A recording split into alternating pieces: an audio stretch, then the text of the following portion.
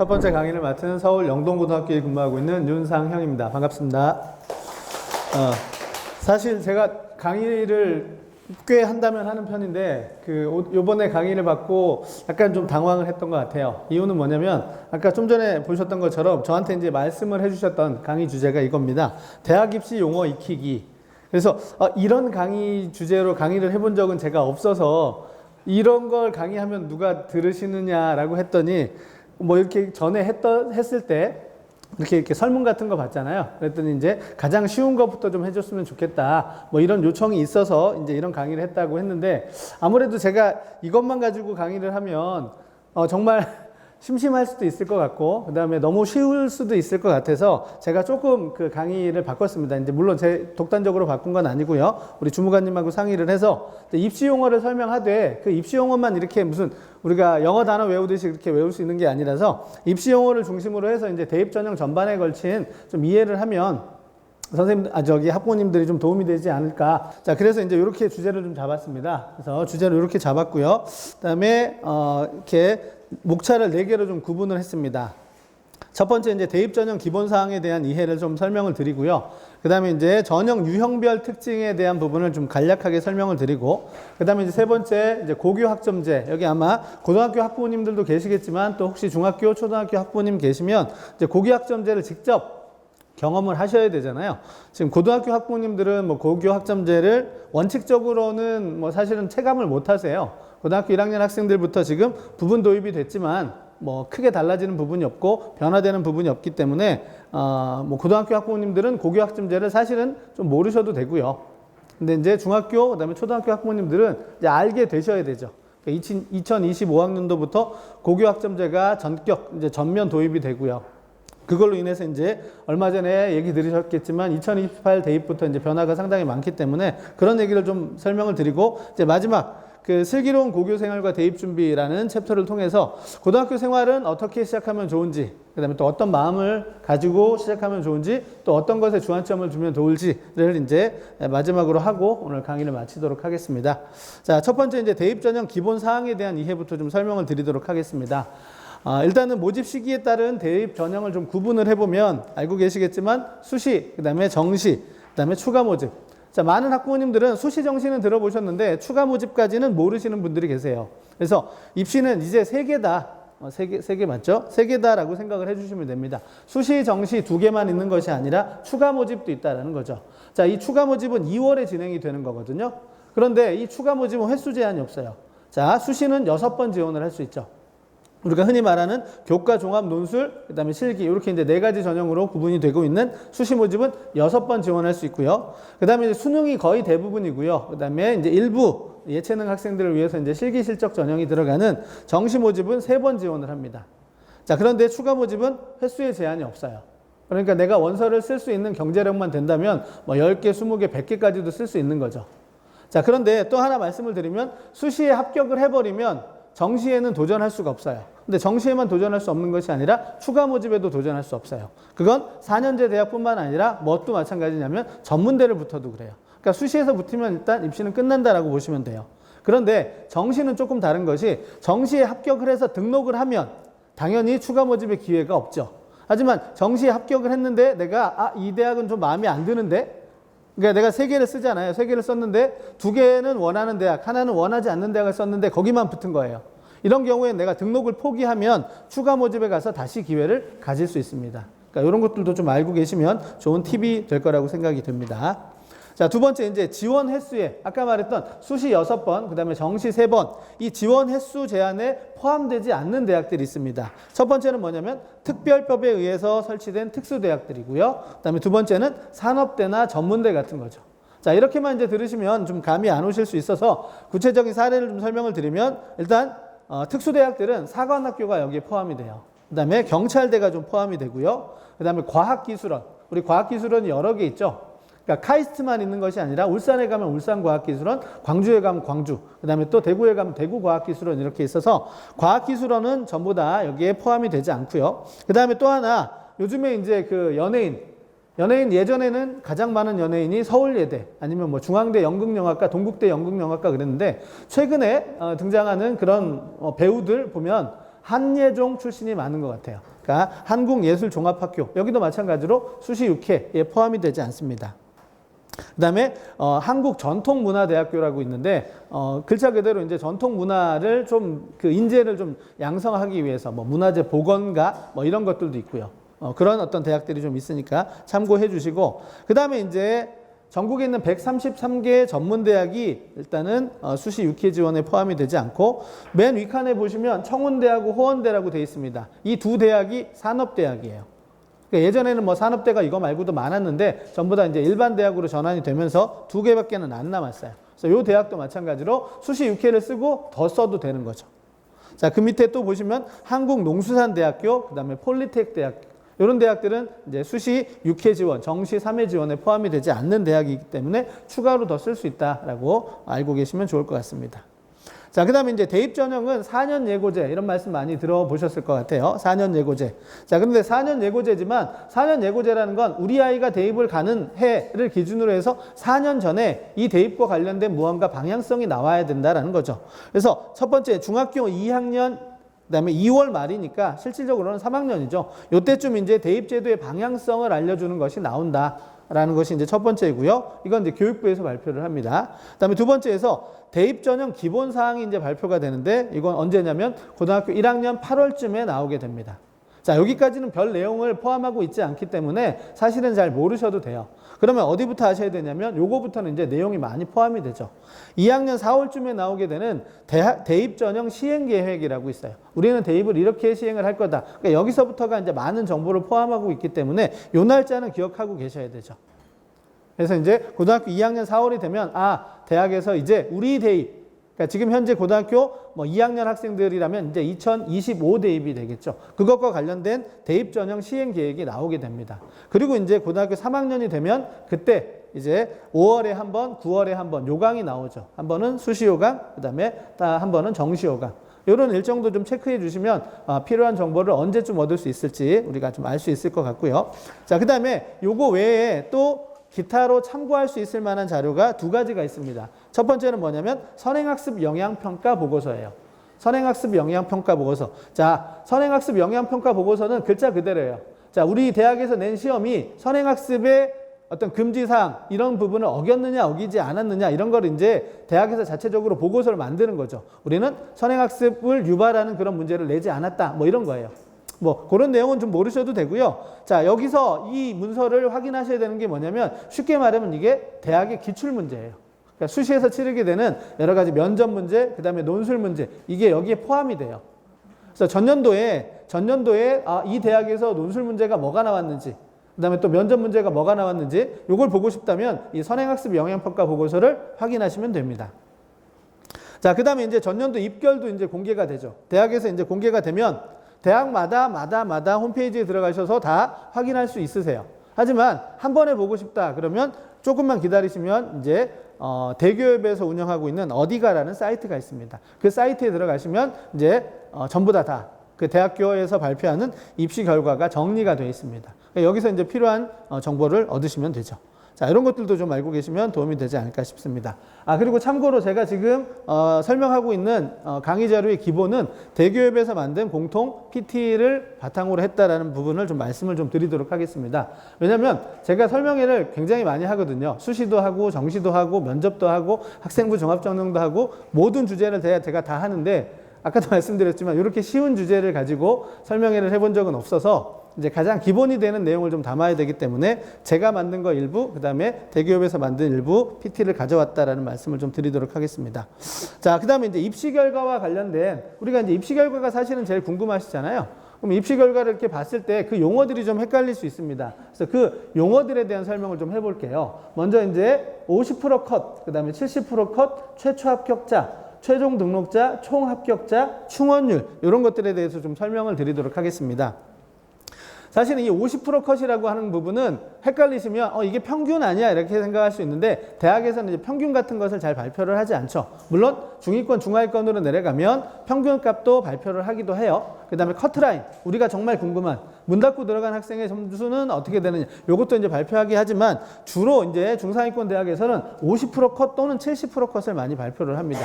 그러면 이 50% 컷이라는 건 뭐냐면 최종 등록자 중 성적 순으로. 자, 100명을 뽑았다라고 했을 때 그 100명 중에서 50번째 해당하는 학생. 이 점수예요. 그 다음에 70% 컷은 반대로, 마찬가지로 70번째 해당하는 학생의 점수입니다. 자, 그러면 이걸 보고 이제 우리가 보실 때 저 앞에 이제 대학마다 최종 등록자일 수도 있고요. 또는 최초 합격자일 수도 있어요. 그러니까 주로 대부분의 대학들은 최종 등록자의 50%, 그 다음에 70% 컷을 공개하는데 이게 이제 학과마다 대학마다 조금씩 다르다라는 거예요. 보시면 우리가 알고 있기로는 선호도가 높은 대학인데 예를 들어서 성균관대를 예를 들면 성균관대는 선호도가 높은 대학인데 학생부 종합전형의 70% 컷을 보니까 3등급이 넘어가요. 근데 세종대학교 같은 경우는 우리가 알고 있기로는 성균관대보다 더 선호도가 낮은 대학인데 2점대 등급이 나와요. 그럼 이게 뭐지? 라고 이렇게 생각할 수 있는 거죠.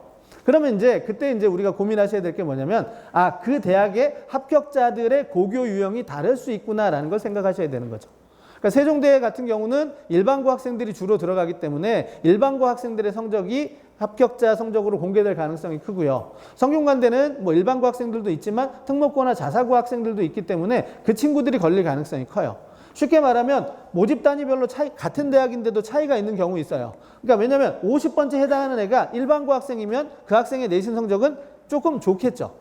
근데 50% 해당하는 학생이 만약 자사고나 특목고 학생이면 성적이 낮겠죠. 그래서 그런 부분을 감안하셔야 되기 때문에 이건 정말로 참고 자료예요. 그러니까 참고 자료이고 그다음에 그러면 내가 A라는 대학에 가고 싶으면 어느 정도 내신이 되어야 하느냐는 서울시 교육청에서 이제 아마 센진학 프로그램이 있어요. 서울 진로진학정보센터에 들어가시면 아마 학부모님들도 다 확인하실 수 있는데 거기에 보면 서울시 교육청에서 수합한 사례들이 있어요. 그 사례들을 보시면 많은 아이들이 내가 A 대학 B과에 지원하려고 하는데 그 대학에 지원한 학생들의 일반적인 학생부 성적이 어떻게 되느냐는 거기 사례를 보시면 알 수가 있죠.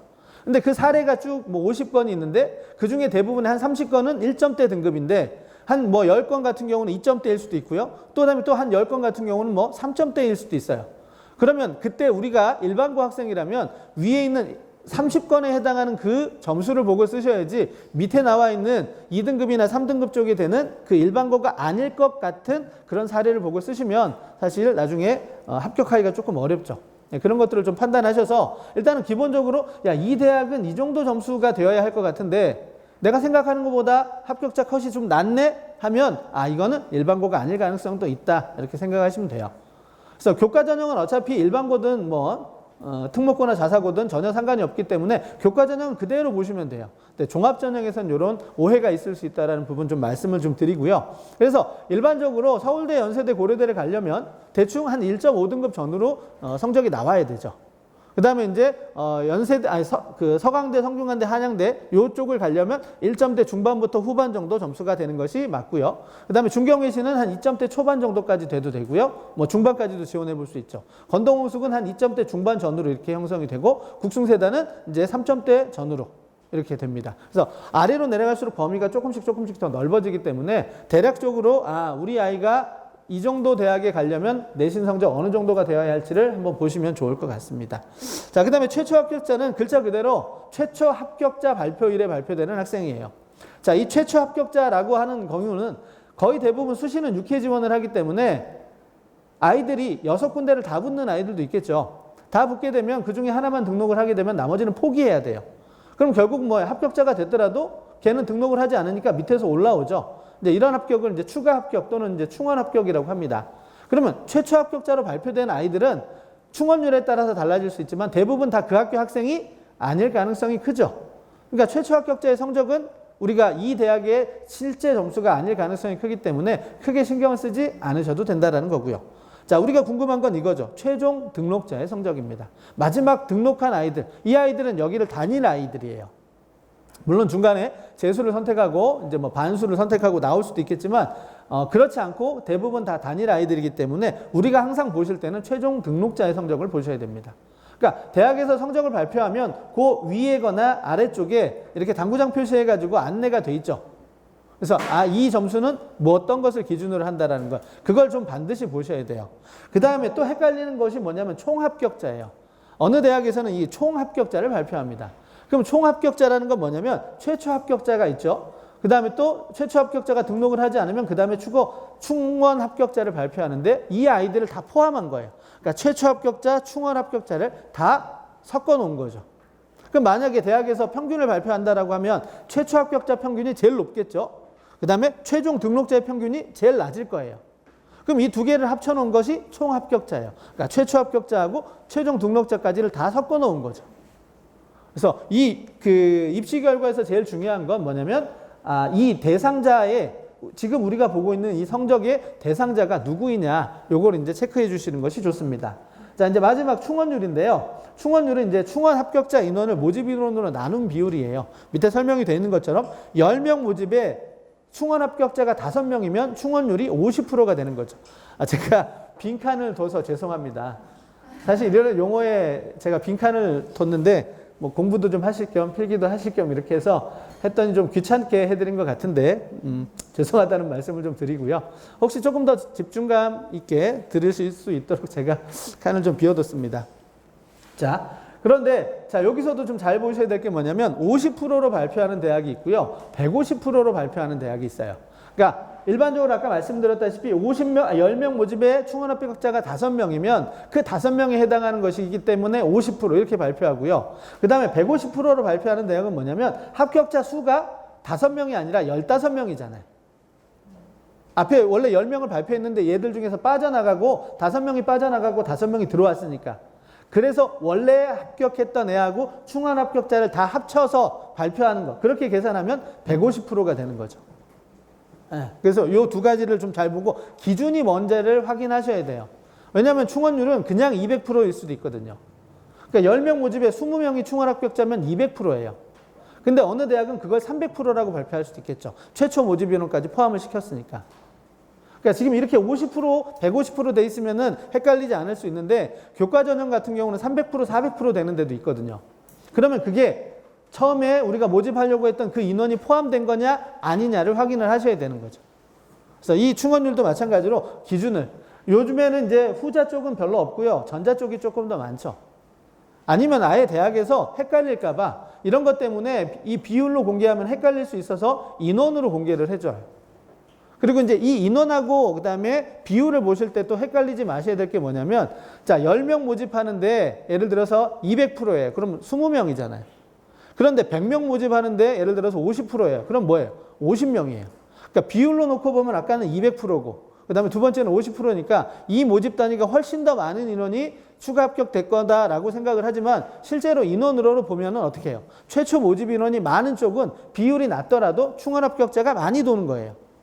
근데 이게 충원 비율로만 놓고 보면 애초에 모집 인원이 몇 명인지를 확인하지 않으시면 충원율에 약간 현혹되실 수 있다는 거죠. 무슨 말씀인지 이해되시죠? 그래서 인원하고 비율을 같이 보셔야지만 되는 거죠. 그러니까 충원 인원이 몇 명이냐가 중요한 건데 최초 모집 인원이 적으면 비율이 높더라도 실제로 추가 합격자 수는 그렇게 많지 않은 거예요. 그러니까 이런 점에 조금 주의를 하시면 좋을 것 같습니다. 자, 그 다음에 권역별, 전형, 유형별 이제 모집 인원을 한번 비교를 해보도록 하겠습니다. 자, 서울 쪽에 가장 많은 건 뭐냐면 정시 모집이에요. 알고 계시겠지만 대입제도 공정성 강화 방안이라는 게 있습니다. 그것 때문에 16개 대학의 정시 모집을 40%로 맞춰라라고 하는 내용이 있죠. 그래서 이제 위로 올라갈수록 정시 모집 비율이 높아요. 그러니까 서울의 선호도가 높은 상위권, 중상위권 대학은 40%를 다 맞추고요. 그 다음에 이제 하위권 대학들은 40%가 안 되는 데도 있어요. 그 다음에 이제 수도권으로 가면 조금 더 정시 모집 비율이 낮아지죠. 그래서 서울에서 가장 많은 인원을 선발하는 전형은 정시다. 그러니까 전략적으로만 놓고 보면 서울에 있는 대학을 가기 위해서는 반드시 뭘 공부해야 돼요? 수능 공부를 해야 돼요. 그리고 제일 가능성이 높은 건 수능이에요. 그런데 이제 많은 고등학교 학생들이 수능에 대한 공부를 조금 두려워하죠. 왜? 수능은 졸업생들이 잘한다라고 생각하죠. 뭐 실제로 졸업생들의 수능 성적이 더 좋은 건 맞아요. 하지만 사실은 수능은 누구든 점수가 좋은 아이가 가는 거죠. 그러니까 이제 사람들이 이게 공평하다라고 이야기하죠. 근데 공평한 게 교육에서 중요한 건 아니죠. 그래서 이제 뭐 정시 전형이 옳으냐, 옳지 않으냐, 뭐 이런 부분들은 이제 그 사람마다 좀 생각이 다르죠. 하지만 전략적으로만 놓고 보자면 서울에 있는 대학을 가기 위해서는 반드시 수능 공부를 하는 것이 바람직하다라는 거죠. 그 다음에 두 번째는 뭐예요? 학생부 종합전형입니다. 자, 그 밖에 이제 교과 전형도 비율이 그렇게 낮지는 않죠. 그다음에 나머지 이제 뭐 논술 전형, 그다음에 실기 실적 전형이 이제 자리를 하고 있습니다. 즉 정리하자면 서울권에 있는 대학을 가고자 한다면 일단 기본적으로 수능 공부 열심히 하면서 학종을 준비하는 것이 맞죠. 그다음에 자 수도권에 있는 대학을 지금부터 가고 싶지는 않죠. 보내고 싶지도 않으시겠지만 일단 수도권 쪽에 갈 수밖에 없는 상황이라면 첫 번째 교과, 그다음에 두 번째 종합, 그다음에 세 번째 수능, 세 가지 전형이 좀 비슷해요. 그러니까 서울에서 멀어지면 멀어질수록 교과는 늘어나고 종합은 줄어들고 이렇게 보시면 돼요. 그다음에 수능도 줄어들고요. 그래서 이제 수도권에 있는 대학은 교과하고 종합하고 이제 정시, 그러니까 수능 위주의 전형이 좀 비슷한 비율이다라고 보시면 됩니다. 그다음에 이제 수도권 넘어선 지역으로 내려가면 압도적으로 교과 전형이에요. 그러니까 지방으로 가기 위해서는 교과 전형을 생각하셔야 되는데, 자, 그러면 교과 전형이니까 교과 성적이 매우 높아야 될 거다라고 생각을 하실 수 있겠지만 꼭 그렇지는 않습니다. 그러니까 매우 높은 아이도 있죠. 일부 의학 계열이라든가 교대를 가려면 교과 전형에서 성적이 1점대 등급이 되어야 해요. 하지만 일반 모집 단위에서는 그렇게 좋은 성적을 가진 아이가 있다면 굳이 지방 거점 국립대학이나 지방대학을 안 가겠죠. 다 서울로 올 거예요. 그러니까 이 지역에 있는 대학은 입시 결과가 그렇게 높은 편은 아니에요. 모집 단위에 따라서 뭐 5등급도 있고 6등급도 있고 막 7등급도 합격하는 사례도 나옵니다. 거점 국립대학인데도 그렇습니다. 자, 그런데 여기에는 뭐가 있냐면 수능 최저학력 기준이 있어요. 그래서 지방대학을 간다라고 마음을 먹으면 그러지 마셔야죠. 굳이 서울에서 학교를 다니는데 지방대학을 가겠다고 마음을 먹지 마시고 갈 수밖에 없는 상황이 된다면 일단은 교과 성적을 최대한 끌어올리려고 노력을 하지만 병행해서 수능 공부를 같이 해주시는 게 필요하다라는 말씀을 좀 드리도록 하겠습니다.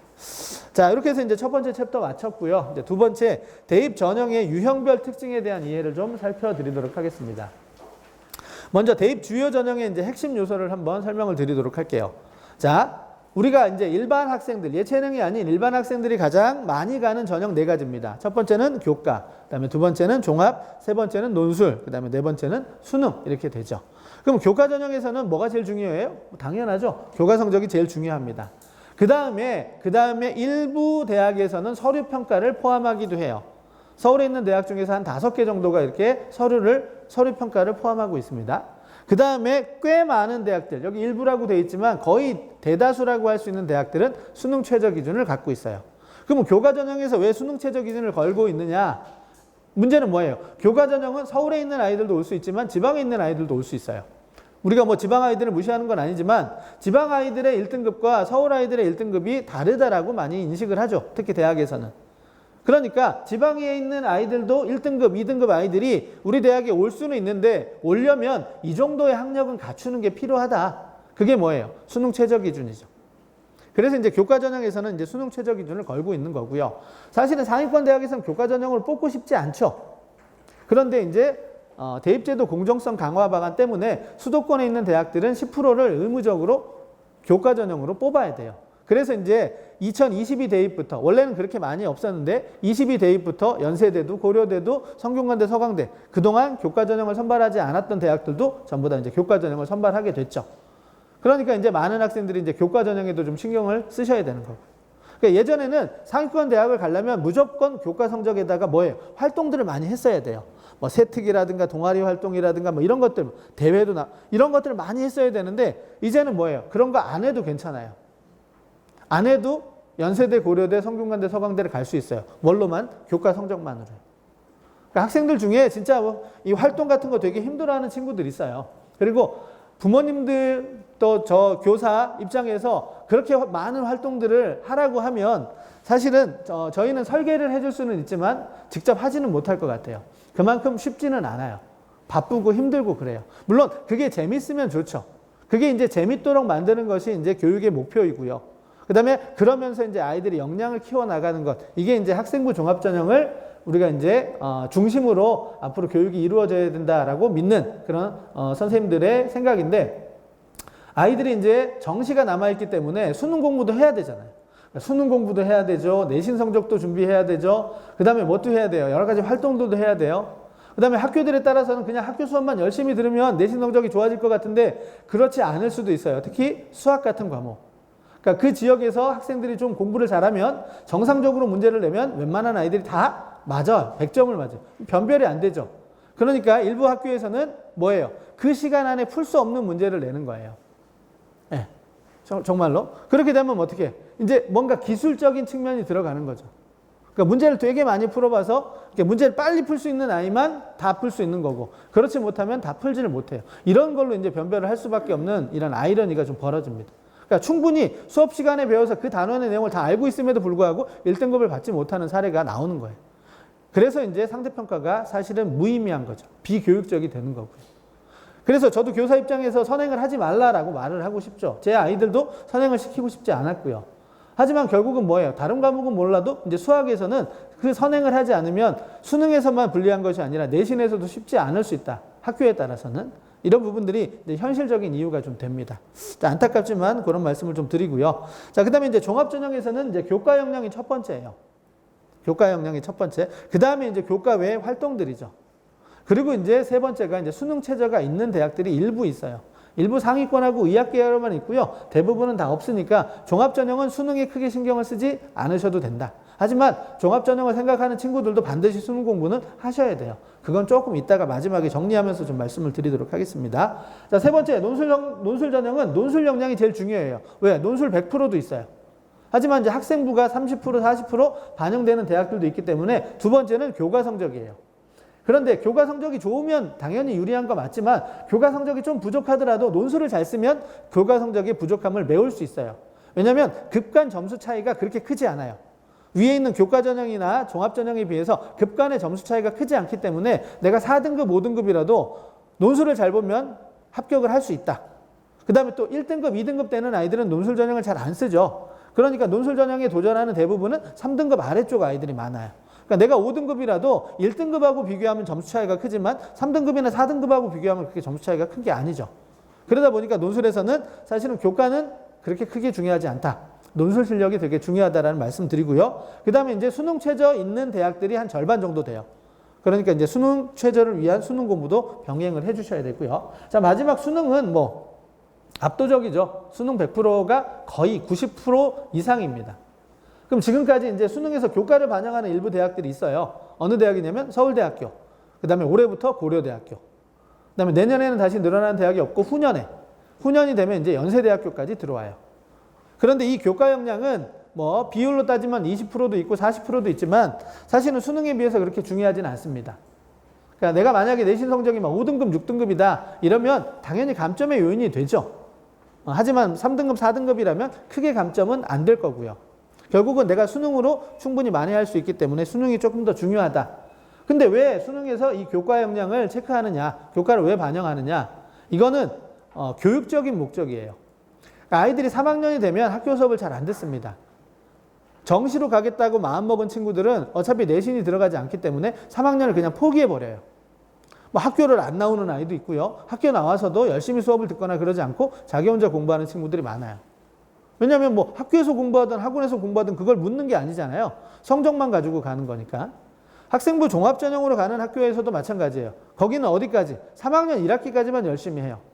왜? 수시에서 3학년 1학기까지만 반영이 되니까. 그럼 이제 3학년 2학기부터는 이제 뭐예요? 나는 수능 공부도 안 할 건데 나는 내신도 이제 신경 안 써도 되는데 이러면서 이제 학교 생활을 불성실하게 하죠. 그래서 이제 3학년 2학기까지 학교 생활을 최대한 성실하게 끌고 갔으면 좋겠다. 라는 어떤 고등학교의 바람, 또 대학에서의 책무성 이런 것들이 이제 연결이 돼서 결국은 이제 교과를 반영하는 대학이 서울대, 고려대, 연세대. 앞으로 이제 더 늘어날 가능성도 좀 있어요. 왜냐하면 목적 자체가 변별력에 있는 것이 아니라 아까도 말씀을 드렸지만 이런 부분. 그 다음에 또 이렇게 교과 성적을 반영한다 그러면 누구한테 조금 불리하냐면 졸업생들한테 조금 불리해요. 그래서 이제 졸업생들 무의미한 재수, 삼수, 사수 이런 것들을 좀 막아보기 위한 그런 약간 고육지책 비슷한 거라서 앞으로 좀 늘어날 가능성도 좀 있습니다. 자, 이제 전형별로 좀 자세히 설명을 드리면 교과 전형부터 좀 설명을 드릴게요. 자, 교과 전형은 일단 중요한 건 교과 성적 기반이에요. 교과 성적. 물론 대학마다 조금씩 반영 방법이 있죠. 어느 대학은 전 과목을 반영하고요. 어느 대학은 국수영사 또는 국수영과 이렇게 반영하고요. 또 어느 대학은 계열 구분 없이 국수영사과 이렇게 반영해요. 그런데 또 어느 대학은 중위권 대학은 그 3년 동안 배웠던 전 과목을 반영하는 것이 아니라 그 중에서 10개 과목만 또는 15개 과목만 아니면 과목당 영역별로 국어 2과목, 뭐 수학 2과목 이런 식으로 일부 과목만 반영하기도 해요. 그러니까 나중에 고3이 돼서 원서를 쓰실 때 교과 전형을 쓰신다면 대학별로 반드시 계산을 해보셔야 돼요. 우리 아이로부터 들었던 그 점수보다 훨씬까지는 아니고요. 조금씩 더 좋아질 수 있습니다. 대학에 따라서는. 그래서 나중에 원서를 쓰실 때는 나한테 나의 성적, 나의 조건을 조금 더 잘 반영해 줄 수 있는 대학을 고르시는 게 좀 필요하죠. 자, 그 다음에 두 번째, 아까도 말씀을 드렸지만 이 교과 전형은 웬만한 대학들은 최저 기준이 있다. 물론 최저 기준이 없는 그런 대학들도 있어요. 그러면 최저 기준이 있고 없고에 따라서 입시 결과가 차이가 있겠죠? 차이가 있어요. 그래서 비슷한 수준의 대학인데 최저가 없는 대학은 입시 결과가 좋아요. 높아요. 근데 최저가 있는 데는 입시 결과가 낮죠. 그래서 그 최저 기준도 2개 영역을 반영하느냐 3개 영역을 반영하느냐에 따라 달라요. 2개 영역을 반영하면 충족률이 높겠죠. 그러니까 이 수능 최저가 교과 성적에 미치는 영향이 좀 작아요. 그런데 3개 영역이나 4개 영역을 반영하는 경우는 수능이 미치는 영향이 커요. 그러다 보니까 당연히 뭐예요? 입시 결과가 조금 더 떨어질 가능성이 크죠. 예, 그래서 그런 부분들을 좀 나중에 감안하시면 좋을 것 같고요. 자, 이 교과 전형의 특징 중에 또 하나는 이거예요. 중복 합격이 많죠. 내신 성적이 올 1등급이에요. 그럼 교과로 6개를 쓸 수 있죠. 교과로 6개 쓰면 내신 성적이 1등급이고 만약에 수능 최저를 배제한다면 그 아이는 떨어질 수가 없어요. 물론 1등급끼리만 모이면 떨어질 수도 있겠죠. 근데 어느 모집 단위에 내신 1등급인 애가 다 오이겠어요. 그렇진 않잖아요. 그러니까 그 아이는 6개를 다 붙을 거고요. 그 중에 하나만 등록을 하면 나머지 5개는 충원. 또 마찬가지로 다른 아이들도 그래요. 교과 성적 좋은 아이들이 들어올 것이기 때문에 당연히 중복 합격이 많이 일어나고 그러다 보면 충원율이 높아요. 그래서 나중에 원서를 쓰실 때 기억하시면 경쟁률을 보고 쓰시는 전형이 2개가 있어요. 첫 번째가 교과 전형, 그 다음에 정시 전형이에요. 정시에 하는 수능 전형. 이 2개는 경쟁률을 보셔야 돼요. 나머지 종합 전형이라든가 논술 전형은 경쟁률이 워낙 높기 때문에 경쟁률의 영향을 덜 받아요. 하지만 교과 전형은 10대 1이라 하더라도 수능 최저가 있으면 수능 최저 통과율이 50%라면 5대 1로 줄어들죠. 충원율이 200%라면 다시 2.5대 1로 또 줄어들어요. 그러니까 처음에 최초 경쟁률은 10대 1이었지만 2.5대 1까지 떨어진다면 내가 경쟁률을 보고 쓰는 게 맞죠. 운이 좋으면 뭐예요? 최저만 맞춰도 붙을 가능성도 나오는 거죠. 자, 그런 부분 좀 신경을 쓰시고요. 그래서 일단 교과 전형의 핵심은 딱 2가지. 성적 올리는 데 노력하시고 수능 최저 있는 대학에 갈 수 있도록 수능 최저를 공부하시는 게 필요합니다. 아까도 말씀을 드렸지만 비슷한 수준의 대학인데 어느 대학은 뭐 1.8등급인데 여기는 2.3등급 이렇게 차이가 나요. 최저가 있고 없고에 따라서. 그러면 최저 없는 데를 가는 건 손해죠. 그 정도 우수한 성적을 가지고 이 정도 대학을 가는 건 좀 손해볼 수 있어요. 그래서 반드시 최저 있는 쪽을 목표로 하기 위해서 1학년 때부터 수능 공부를 좀 같이 병행해 주시는 게 필요하다. 자, 그 다음에 일부 대학은 뭐예요? 서류평가도 포함을 하고 있어요. 자, 고려대학교, 그 다음에 동국대학교, 건국대학교, 경희대학교 이런 대학들은 서류평가를 포함하고 있습니다. 그것도 참고를 해주시면 될 것 같고요. 자꾸 이제 얘기하다가 자꾸 얘기가 길어지는 게 이제 막 제가 이제 습관이 나오는 거죠. 교과 전형을 설명할 때 고등학교 학부모님들한테 막 전략 같은 거 이야기하던 습관이 막 나오게 될까봐 조금은 이제 자제하고 있습니다. 그러다 보면 진도도 못 나가고, 그다음에 또 되게 뭐 어려워지거나 이해를 못 하실 수 있을 것 같아서 조금 이제 쉽게 좀 설명을 드리고자 합니다. 자, 그다음에 이제 전형 방법에 따라서 교과 전형을 분리해 보면 이게 이제 다 학생부 100%. 그다음에 이제 그 안에 들어가면 이제 교과 100%이고요. 그다음에 비교과가 포함이 되는 대학이 있어요. 근데 비교과는 사실 출결하고 봉사거든요. 그럼 웬만큼 성실하게 한 친구들이라면 출결 봉사에서 감점이 되는 일은 없어요. 그러니까 병결 이런 거는 전혀 상관없는 거 아시잖아요. 대부분 다 무단결이에요. 근데 무단결만 없으면 뭐 아파서 며칠 빠지는 거는 뭐 감점이 되진 않습니다. 그래서 그냥 다 퉁쳐서 교과 100%라고 보시면 되고요. 여기에는 이제 최저를 적용하는 대학들이 많기 때문에 그렇게 생각해 주시면 되고, 그 밑에 보시면 이제 일부 대학들이 이제 뭐 면접을 보기도 해요.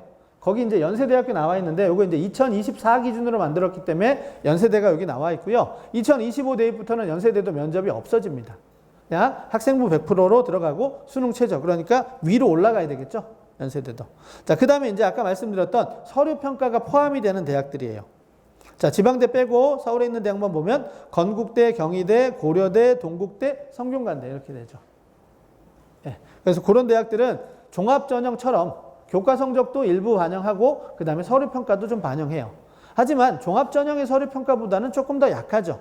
그러니까 종합전형에서 4가지 영역을 다 본다면 교과 전형에서는 두 가지 정도만 봐요. 그러니까 학업 역량 위주로 보게 되죠. 나머지 뭐 전공적 합성이라든가 발전 가능성이라든가 인성이라든가 이런 부분들은 교과 전형 서류 평가에서는 조금 덜 중요하게 작용을 합니다. 종합 전형에서는 같이 중요하죠. 자, 이렇게 이제 분류를 좀 해봤고요. 그 다음에 지역균형 전형이라는 것도 있어요. 들어보셨을지 모르는데 이게 좀 헷갈리는 게 뭐냐면, 자, 학교장 추천 전형도 있고요, 지역균형 전형도 있고요, 학생부 교과 전형도 있고 그래요.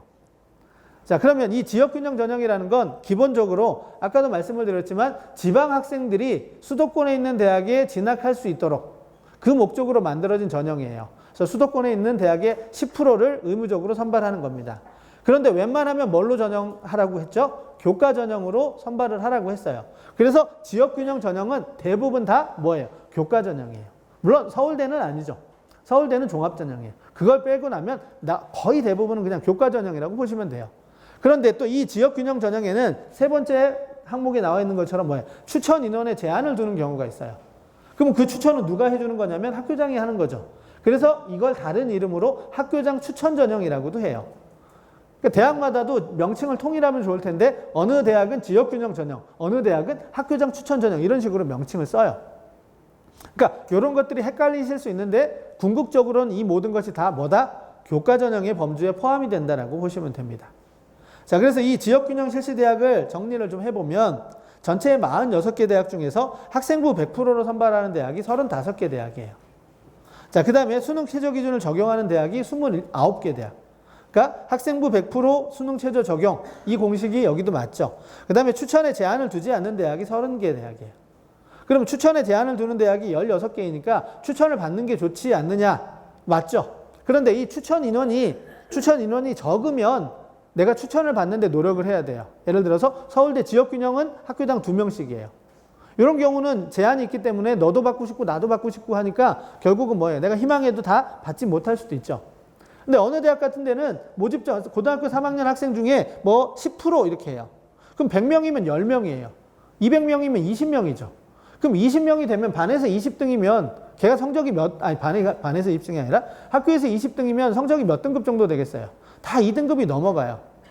그런데 그 대학은 다 상위권 대학이에요. 그럼 상위권 대학에서 2등급이 넘어가는 아이가 학생부 교과 전형으로 합격할 수 없지요.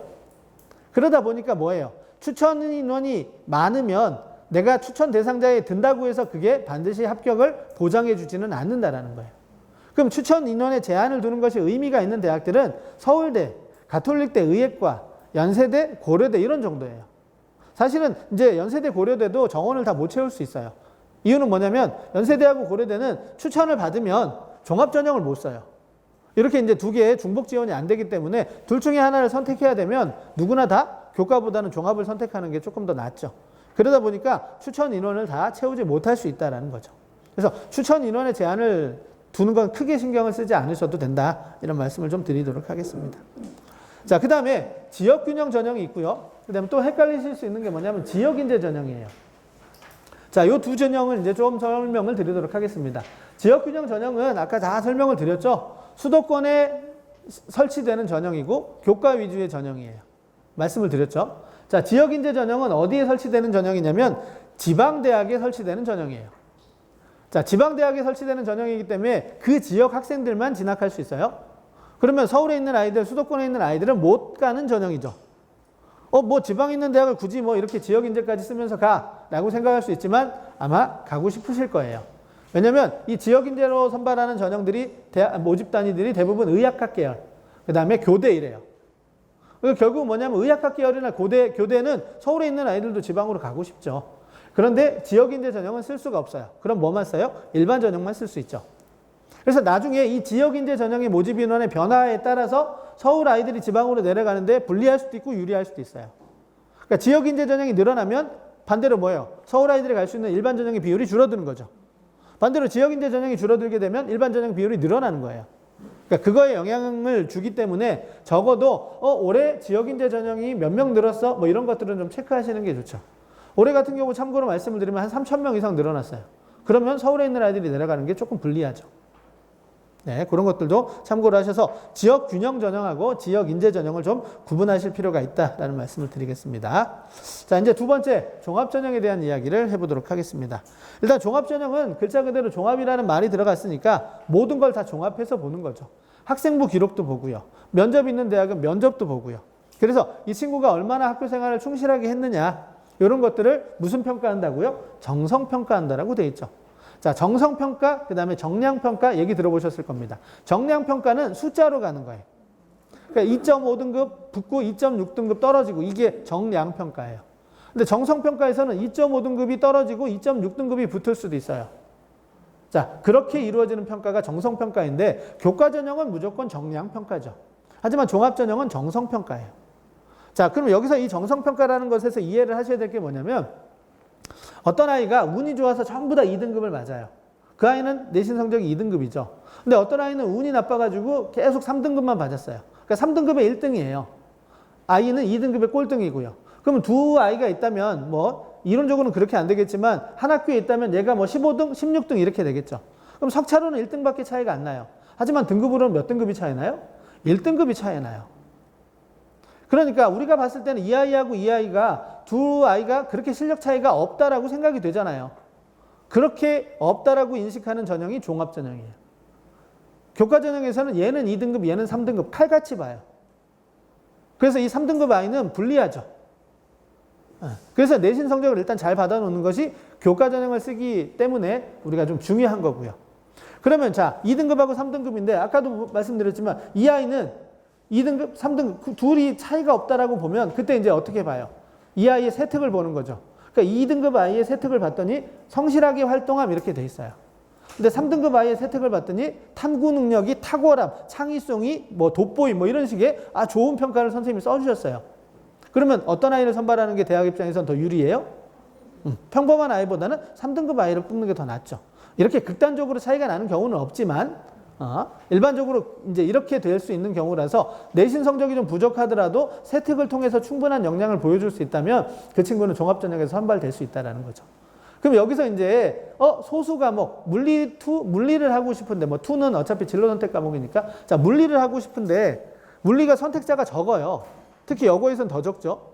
이걸 들어야 되느냐 말아야 되느냐. 나는 종합전형으로 가고 싶은데 종합전형에 공대를 가고 싶은데 그럼 물리를 듣고 오는 게 반드시 필요하다라고 하는데 듣자니 내신 성적이 너무 떨어져요. 등급이 안 나올 것 같아. 그래도 종합전형을 생각한다면 들으셔야 된다는 거죠.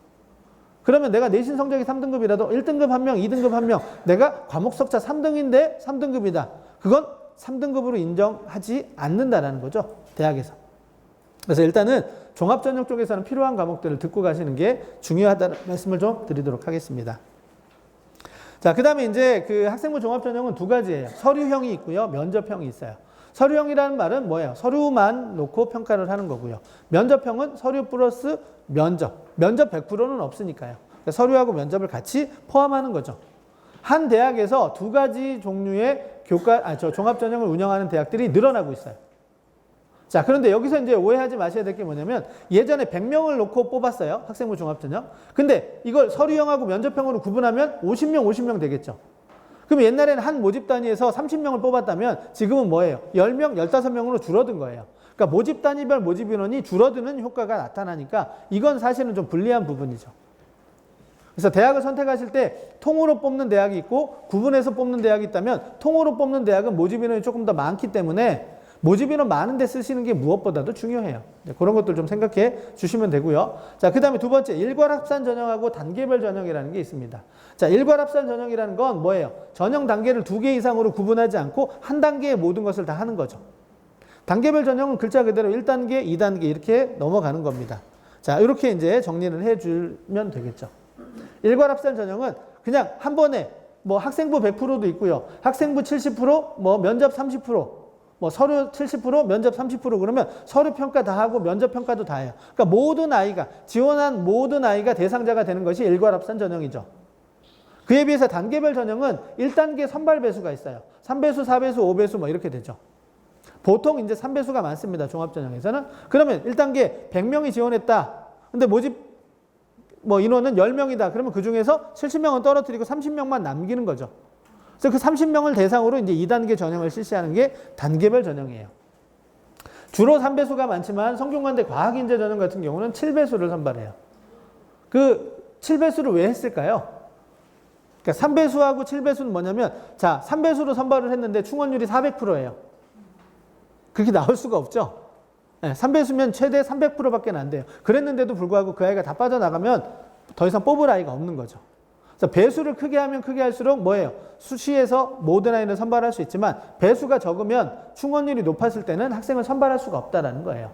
그럼 성균관대 과학인재전형은 왜 7배수를 했느냐? 그만큼 많은 인원이 빠져나갈 거라고 대학에서 예측을 했기 때문에 7배수까지 걸어놓은 거죠.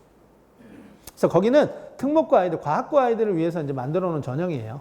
근데 이제 과학고 아이들이 성균관대에 머무를 수도 있지만 대부분 다 떠날 수도 있죠. 그럼 결국은 그 빈자리는 일반고 학생들로 채워질 수도 있습니다.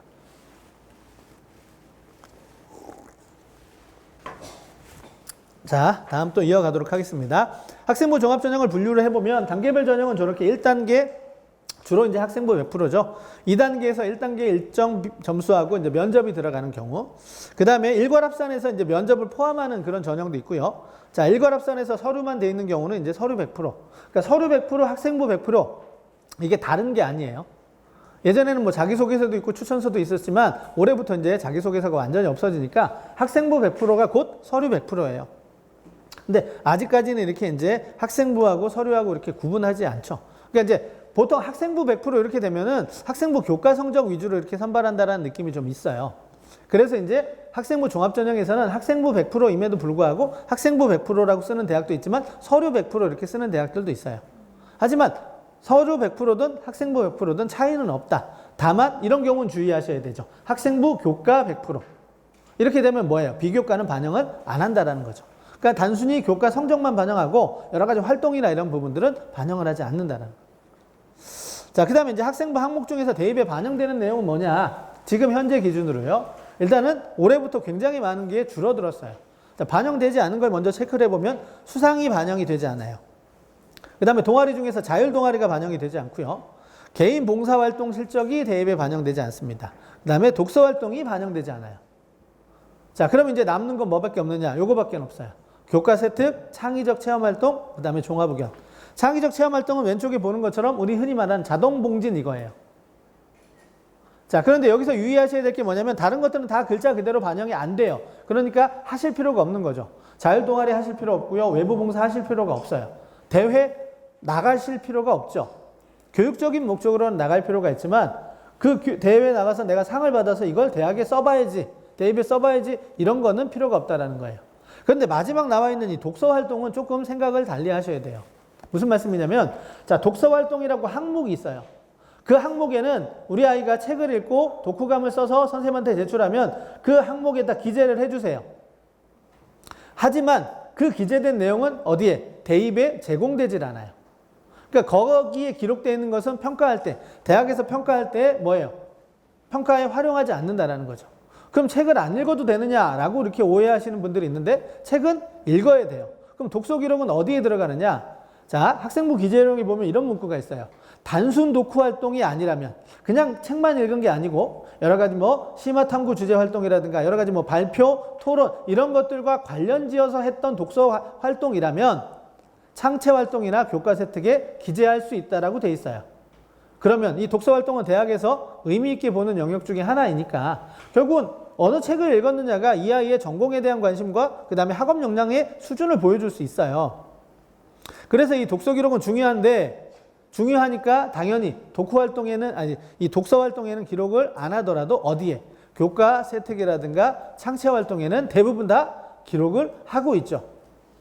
그래서 이제 뭐 그런 학생들, 학부모님들은 없다라고 생각이 되지만 혹시 높아심에 말씀을 드립니다. 당연히 고등학교 돌아와서 의미 있는 독서 기록은 충분히 남겨주셔야 돼요. 어디에? 창체 활동이라든가 아니면 교과 세특 이런 데 부분 남겨주셔야 됩니다. 자, 그러면 여기에서 이제 뭐 용어는 아니지만 이 자율활동하고 진로활동이 뭔지 잘 이해를 못 하시는 분들이 좀 있으세요. 근데 사실 뭐 이게 대단한 건 아닌데 뭐 이걸 봐도 잘 이해를 못 하실 수도 있어요. 생기부, 학생부 기재령에 있는 것들을 제가 가져온 거예요. 근데 진로활동은 조금 잘 아시죠? 진로활동은 진로하고 관련된 활동을 하면 되기 때문에 여기 나와 있는 것처럼 뭐 진로 상담도, 진로 탐색도, 진로 관련된 특강을 들은 것도, 그 다음에 또 내가 그 진로와 관련된 주제 탐구 활동을 한 것도 모든 것을 다 하면 이 진로 활동에 다 기재가 될 수 있어요. 그런데 자율활동은 뭔지 잘 몰라요. 자율활동은 기본적으로 학교가 주관한 여러 가지 다양한 체험활동을 기록하는 데예요.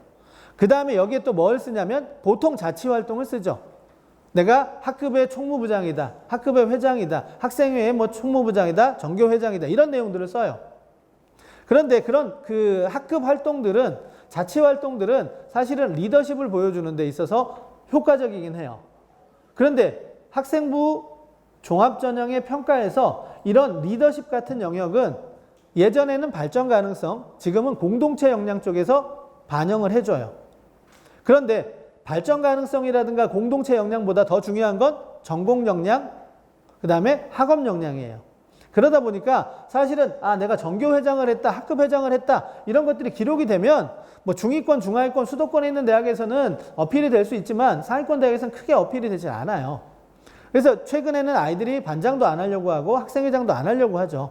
힘들게 그걸 해봐야 대학 가는데 그렇게 크게 유의미하지 않으니까. 물론 그 아이들이 그 활동을 하면서 정말 특색 있게 활동을 한다면 도움이 될 거예요. 그러면 기록을 해도 괜찮습니다. 하지만 그렇지 않다면 그럼 뭘 기록하느냐? 여기서 이제 아까 말했듯이 학교에서 여러 가지 만들어주는 그 체험활동. 그러면 우리 학교에 자율활동 프로그램은 뭐가 있는지를 나중에 확인을 해보셔야 돼요. 어떤 데는 뭐 자율주제, 탐구, 독서 활동 이런 걸 할 수도 있고요. 어떤 건 여기에서 뭐 예를 들어서 멘티 멘토 활동을 할 수도 있고 그래요. 그런 활동들이 이제 학교 교육계획에 나와 있으면 전부 다 기록이 될 수 있죠. 중요한 건 자율활동이든 진로활동이든 학교 주도로 이루어질 가능성이 크다라는 거예요. 그럼 학교 주도의 활동으로 이루어지게 되면 뭐예요? A라는 친구, B라는 친구, C라는 친구의 내용이 다 동일하게 기재될 가능성이 크죠. 이렇게 되면 평가에서 유리할 게 하나도 없어요. 만약에 우리 아이가 다니는 학교 또 진학할 학교가 그렇게 운영을 한다면 거기에서 끝나지 말고 그 중에서 가장 의미 있는 하나를 골라서 이후에 활동을 할 수 있도록 해주시는 게 좋아요. 그래서 그럼 누구랑 상의하면 되느냐? 자율활동도 진로활동도 전부 다 입력 권한은 담임선생님이세요. 그러니까 담임선생님하고 상의를 하시면 되죠. 그래서 중요한 건 나중에 고등학교 가셨을 때 자율활동과 진로활동이 나만의 기록이 될 수 있도록 할 수 있는 방법을 고민해 주시라는 거죠. 네. 진로활동 같은 경우는 수업을 진로 선생님이 하시는 경우도 있어요. 하지만 그 선생님이 입력을 해주시진 않고 입력은 담임 선생님이. 근데 수업을 진로활동, 진로 선생님이 하신다면 진로 선생님하고 학생부 기재 방향에 대한 논의를 조금 해주실 필요가 있죠. 요거 좀 알고 계시면 도움이 됩니다. 나중에 필요하시죠. 나중에 가면 세 특만 신경 쓰세요. 그 다음에 동아리 활동. 근데 자율활동하고 진로활동, 특히 진로활동은 700자예요. 자율활동 500자, 동아리 활동도 500자밖에 안 되는데 진로활동은 학년당 700자예요. 그러니까 진로활동의 기록이 풍성하면 그만큼 학종에서 유리할 수 있습니다. 자, 학생부 종합전형의 평가 요소는 이렇게 세 가지예요. 그럼 모든 대학이 이렇게 다 세 가지로 동일하냐? 그렇지 않아요. 대학마다 쓰는 용어들은 다 다릅니다. 하지만 대동소이한 개념을 갖고 있어요. 예전에는 학업 역량, 전공 적합성, 발전 가능성, 인성이라는 네 가지 용어를 주로 썼어요. 그런데 올해부터 이제 이렇게 세 가지 역량으로 좀 바꿨기 때문에 앞으로 이제 이렇게 우리 아이의 서류 준비도를 평가하시려면 학업 역량, 진로 역량, 공동체 역량이라는 이름으로 좀 해주시면 됩니다. 그럼 학업 역량에 들어가는 거 뭐냐? 학업 성취도, 학업 태도, 탐구력. 네, 일단 제일 중요한 건 성취도겠죠? 성취도는 성적을 말해요. 태도는 뭐 수업 태도가 어땠느냐 이런 부분들이고요. 그거보다는 이제 탐구력, 이 아이가 혼자서 뭔가를 탐구하고 또 심화된 학습을 진행할 수 있는 그런 역량이 되느냐 요거예요. 그래서 학업 역량을 기르는 거 제일 중요하고요. 두 번째는 이제 진로 역량인데 거기 보시면 뭐라고 되어 있냐면 전공 관련 교과 이수 노력이라는 부분이 있죠. 이 말은 무슨 말이냐? 우리 아이가 희망하는 전공과 관련된 과목을 듣고 왔느냐 안 듣고 왔느냐를 보는 거죠. 우리 학과에서는 물리2가 개설이 안 됐어요. 신청하는 사람이 없어서. 그런데 그 학교를 포함하고 있는 지역의 공동교육과정에 물리2가 개설이 되어 있다면 그걸 듣고 오면 돼요. 이런 노력을 했느냐 안 했느냐를 이제 좀 더 평가를 하겠다라는 거죠. 물론 필요한 과목을 안 들었다고 해서 그 아이가 불합격하지는 않습니다. 그런데 비슷한 수준의 두 아이가 있는데 어떤 아이는 듣고 왔고 어떤 아이는 듣지 않았다. 그럼 듣지 않은 아이가 불리할 건 당연하죠.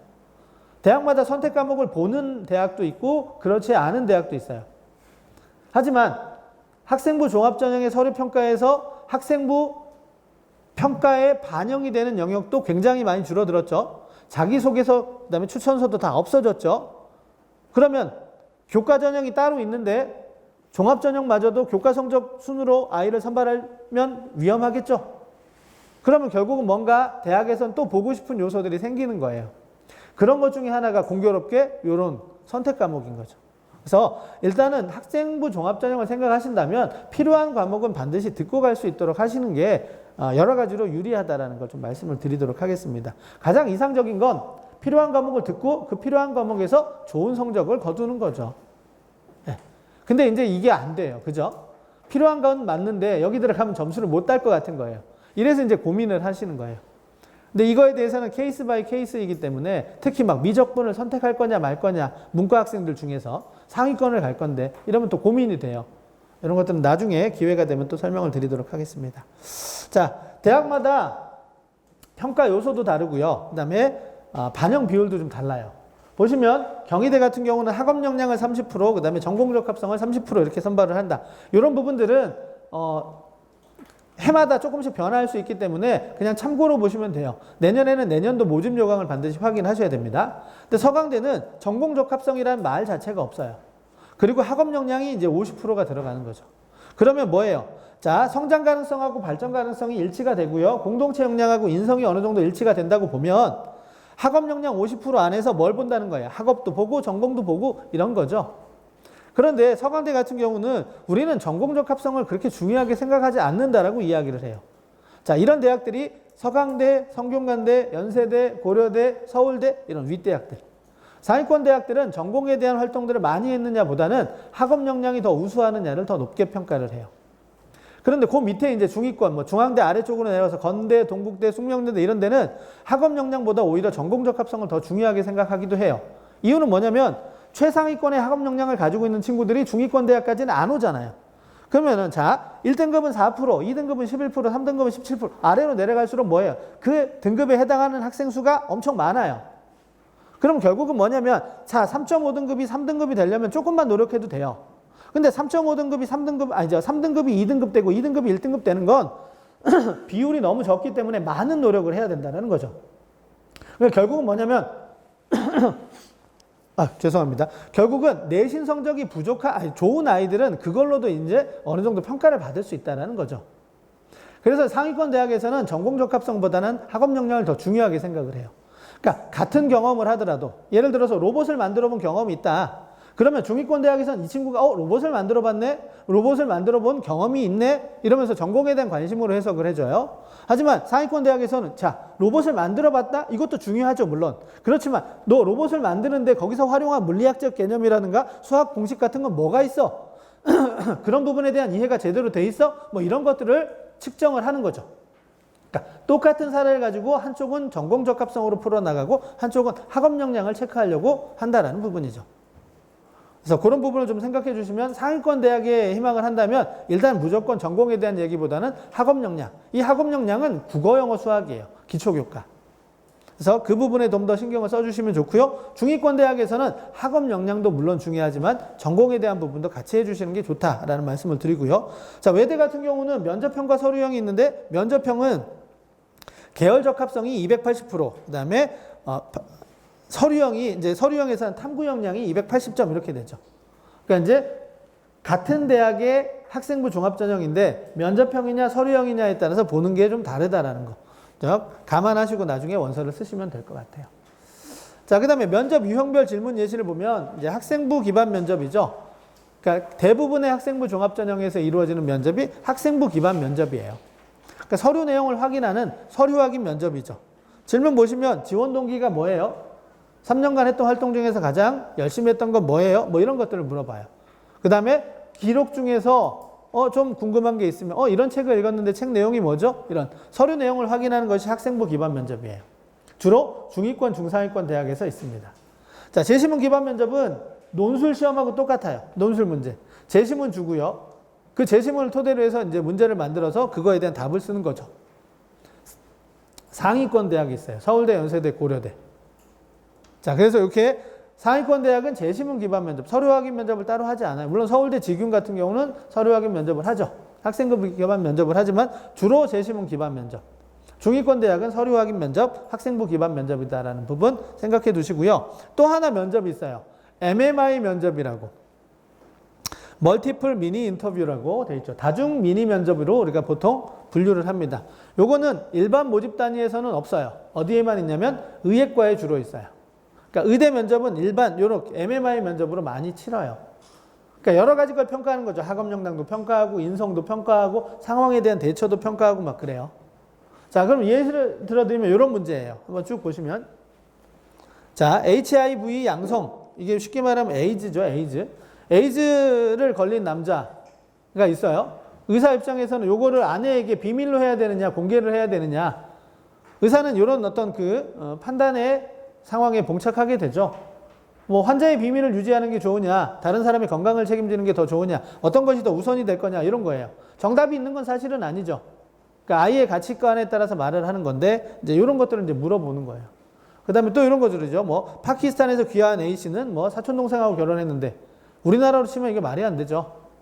다른 나라의 어떤 문화적인 상대성, 이런 부분들을 인정해 줄 것이냐, 뭐, 이런 것들. 그러니까 학업 역량 아니죠. 네, 그 다음에 이 아이가 했던 활동들에 대한 평가도 아니에요. 그래서 이런 것들만 물어보는 것이 아니라 여러 가지를 물어봐요. 그래서 이 MMI 면접은 시간이 길어요. 한 50분 정도 돼요. 그러니까 5군데 들어갔다 나왔다, 들어갔다 나왔다, 들어갔다 나왔다를 4번 또는 5번씩 반복하죠. 힘든 면접이에요. 그래서 이제 일반 모집 단위는 아니고 주로 이제 의대에 있습니다. 자, 학생부 종합전형을 대비하기 위해서는 일단은 공부 열심히 해야 되죠. 그런데 요거예요. 교과서에서 그냥 배운 내용을 그대로 갖고만 있으면 안 돼요. 지식으로 만드는 거 1단계인데 그걸 연계해서 그 다음에 또 확장시켜서 또 그 다음에 이제 심화해서 할 수 있는 활동이 뭐냐라는 것 같이 고민을 해주시고요. 그럴 때 독서를 많이 좀 활용해 주시면 좋습니다. 그리고 대학마다 주로 학생부 종합전형 가이드북 또는 전공 가이드북 이런 것들을 많이 제공을 해주고 있어요. 웬만한 중상위권 대학들은 거의 대부분 다 이런 거 만들어내죠. 그런 대학, 관심 있는 대학 하나 골라서 학생부 종합전형이 어떻게 평가가 이루어지고 뭐 준비가 되는지, 그 다음에 애들은 또 어떻게 준비했는지 한번 쭉 읽어보시면 도움이 되죠. 그 다음에 자, A라는 전공. 아이들은 또 전공에 대한 이해도 잘 못하고 있는 경우도 있어요. 이과가 무슨 과인지도 잘 몰라요. 그러니까 특히 여학생들 보면 화장품 좋아해요. 그래서 화장품 공학과를 가겠대요. 근데 화장품 공학과는 건국대밖에는 없거든요. 그럼 화장품이 들어가면 뭐 다른데 뭐 어디 경기대 가서도 화장품 들어가니까 그래. 들어가서 보면 그건 디자인이거든요. 그러니까 전혀 이해하지 못하고 그냥 준비하는. 그러니까 항상 내가 가고 싶은 전공이 있다면 그 전공에 대한 부분은 공부를 해 두셔야 돼요. 뭘 가르치고 뭘 배우는지. 그 다음에 또 내가 가고 싶은 대학의 그 과가 조금 다른 대학하고 좀 다르죠. 그러니까 특히 이제 최근에 우리 부모님들이 지나가실 때는 대부분 신문방송학과로 진학을 하셨잖아요. 근데 아직도 신문방송학과로 남아있는 데도 있지만 지금은 뭐예요? 학과 명칭이 바뀌었어요. 언론정보학부 이렇게 바뀐 데도 있고요. 미디어 커뮤니케이션학부 이렇게 바뀐 데도 있어요. 그러면 자, 이걸 퉁쳐가지고 그냥 야, 그거 다 신문방송학과야 라고 생각하면 큰 오산이죠. 안에 들어가면 이제 배우는 내용이 달라졌어요. 그러니까 예전에 뭐 80년대, 90년대, 2000년대의 미디어 환경하고 지금의 미디어 환경이 달라졌기 때문에 그 대학에서 그 모집 단위에서 배우는 건 달라졌는데 부모님들이 알고 계시는 그런 어떤 예전의 지식을 가지고 그냥 학과에 대한 이해를 아이들한테 알려주시면 아이들이 잘못할 수 있죠. 다른 걸 준비해 갈 수 있기 때문에 반드시 학과에 대한 이해하시고요. 그 다음에 그 학과에서 뭘 가르치고 뭘 공부하는지 또 그 학과에 들어오기 위해서는 어떤 과목을 선택해서 들어오는 것이 유리한지 이런 것들을 확인하시고 준비를 해주시면 좋습니다. 자, 그 다음에 이제 세 번째 논술 전형 설명을 드리도록 하겠습니다. 자, 논술 전형은 뭘 평가하느냐? 통합적인 문제 해결 능력을 평가해요. 자, 이게 되게 추상적으로 들리실 수 있지만 논술 전형의 모든 문제는 문제 해결력을 평가하고요. 그 다음에 앞으로 살아가는 데 있어서 가장 필요한 역량은 저는 이거라고 생각해요. 문제 해결력. 기본적으로 우리 인간은 모든 상황이 다 문제적 상황이죠. 그 상황에서 내가 어떻게 결정을 내릴 것이냐, 어떤 판단을 내릴 것이냐가 무엇보다 중요하고요. 그런 영역이 뛰어난 학생들이 앞으로는 성공할 수 있다고 생각을 합니다. 그래서 이 논술 전형은 사실은 없어져야 된다, 그리고 없애겠다 이렇게 많이 했지만 없어지지는 않을 거예요. 앞으로 당분간은. 그리고 저는 개인적으로 좀 필요하다고 생각을 하고요. 그러면 논술 전형으로 굉장히 많은 인원을 선발하는 건 어떠냐? 그건 무의미하다고 생각해요. 지금 정도, 그러니까 주요 대학에 한 10% 정도 있는 이 정도 인원이면 괜찮아요. 지방에도 논술 전형으로 뽑으면 되지 않느냐? 그런데 지방의 대학에 갈 아이들은 논술 전형 문제를 못 풀어요. 그러니까 중상위권 대학에 있는 것이 맞죠. 물론 쉽게 내면 되지 않아요. 근데 쉽게 내면 뭘 평가할 수 없어요? 문제 해결 능력을 평가할 수 없어요. 그래서 논술 전형은 모든 대학에 있을 필요는 저는 없다고 생각을 하고 지금 현재 중상위권 대학에 있는 정도면 괜찮다. 지금보다 조금 더 비율을 조금 늘려도 저는 괜찮다고 생각을 하는데 왜냐면 학생부 종합 전형으로 가려고 하는데 이게 전부 다 뭐에 기반이냐면 내신 기반이에요. 근데 내신 기반인데 1학년 때 내신을 4등급 맞았어요. 그럼 그게 이제 2학년, 3학년 올라가면서 만회가 되느냐? 만회가 쉽지 않아요. 아무리 노력해도 나만 노력하는 것이 아니라 친구들도 다 같이 노력하기 때문에 그러면 뭐예요? 나는 1학년 들어와서 1학년 1학기 중간고사만 봤을 뿐인데 학종으로 갈 수 있는 대학이 대충 정해져 버린다면 너무 안타깝죠. 그럼 바로 그때부터 정시로 돌아요? 그러면 고등학교 생활이 너무 의미가 없죠. 그래서 이제 좀 병행할 수 있도록 논술 전형도 조금만 더 비율을 늘리면 어떨까 개인적으로는 생각하고 있습니다. 자, 너무 어렵게 생각하실 필요는 없는 것이 고등학교 교육과정을 넘어가면 안 돼요. 그래서 선행학습 영향평가 보고서를 반드시 만들고 있기 때문에 대학은 이게 교육과정을 벗어났는지 안 했는지 특히 수학하고 과학에서 그 부분에 굉장히 촉각을 곤두세우고 있습니다. 그러니까 너무 어렵게 공부하지 않아도 되고 학교에서 배우는 것만으로도 충분히 할 수 있어요. 그래서 좀 준비를 해 두시면 좋고요. 자, 세 번째는 이제 나중에 논술을 하게 된다면 나한테 맞는 논술 유형이 있어요. 그냥 언어 논술, 인문계로 치면 언어 논술, 그 다음에 통계 도표로 분석하는 거, 아니면 수학적인 논술을 물어보는 것도 있어요. 자연계처럼. 자연계 쪽은 아예 수학 논술이 대부분이에요. 과학 논술을 보는 대학도 일부 있지만 거의 이제 없어졌기 때문에. 그래서 나한테 맞는 대학을 좀 선정하는 것이 좋고요. 그 다음에 여기서도 마찬가지로 수능 최저가 중요합니다. 한 절반 이상은 수능 최저 기준을 걸고 있기 때문에 수능 최저를 충족하기 위한 노력을 같이 해주시고요. 자, 특징은 경쟁률은 무지 높죠. 50대 1, 60대 1. 의학학 계열은 뭐 400대 1 막 이렇게 가요. 네, 그런데 보시면 400대 1 같은 경우는 모집 인원이 한 5명 정도밖에 안 되는 거예요. 네, 그러니까 사실은 그런 거죠. 뭐 그런 데는 사실 로또라고 봐도 되지만 일반 모집 단위에서 50대 1 정도 되는 건 로또가 아니에요. 왜냐? 50대 1 되더라도 수능 최저가 있으면 그걸 통과한 아이들은 한 절반 정도밖에 안 돼요. 그 다음에 또 수능을 잘 보거나 뭐 이런 아이들은 또 미응시하죠? 그럼 실제 경쟁률은 50대 1이라 하더라도 뭐 10대 1, 20대 1 될 수 있고요. 어떤 심한 경우는 한 자릿수 경쟁률이 나오기도 해요. 그래서 논술은 너무 뭐 묻지마나 로또의 전형은 아니다. 그런데 주변에 논술 전형을 합격한 아이들이 없죠. 왜냐하면 논술 전형은 아이들이 대부분 준비 없이 써요. 그 다음에 능력이 안 되는데 상향 지원해요. 이러니까. 그래서 내가 일정 기간 준비를 하고요. 그 다음에 나한테 맞는 대학 적정한 수준을 찾아서 지원을 하면 논술 전형도 충분히 합격할 수 있다. 그리고 논술 전형은 절대 나중에 기억하세요. 논술 전형이 1순위 전형이 될 수는 없어요. 논술 전형은 모집 인원이 많지 않기 때문에 이것만 타겟으로 해서는 안 돼요. 그러면 논술 전형을 준비할 친구들은 누구냐? 정시를 같이 쓰는 거죠. 그래서 1순위 정시, 2순위 논술. 이 조합이 일반적. 그러니까 정시 논술은 패키지다라고 생각하시면 돼요. 그래서 내가 수시에서 학생부 위주의 전형을 가기가 좀 어렵다. 그러면 정시 쪽으로 돌릴 텐데 정시만 하자니 수시를 놓고 갈 수는 없잖아요. 그래서 이제 정시하고 논술 패키지 이렇게 가신다 생각하면 됩니다.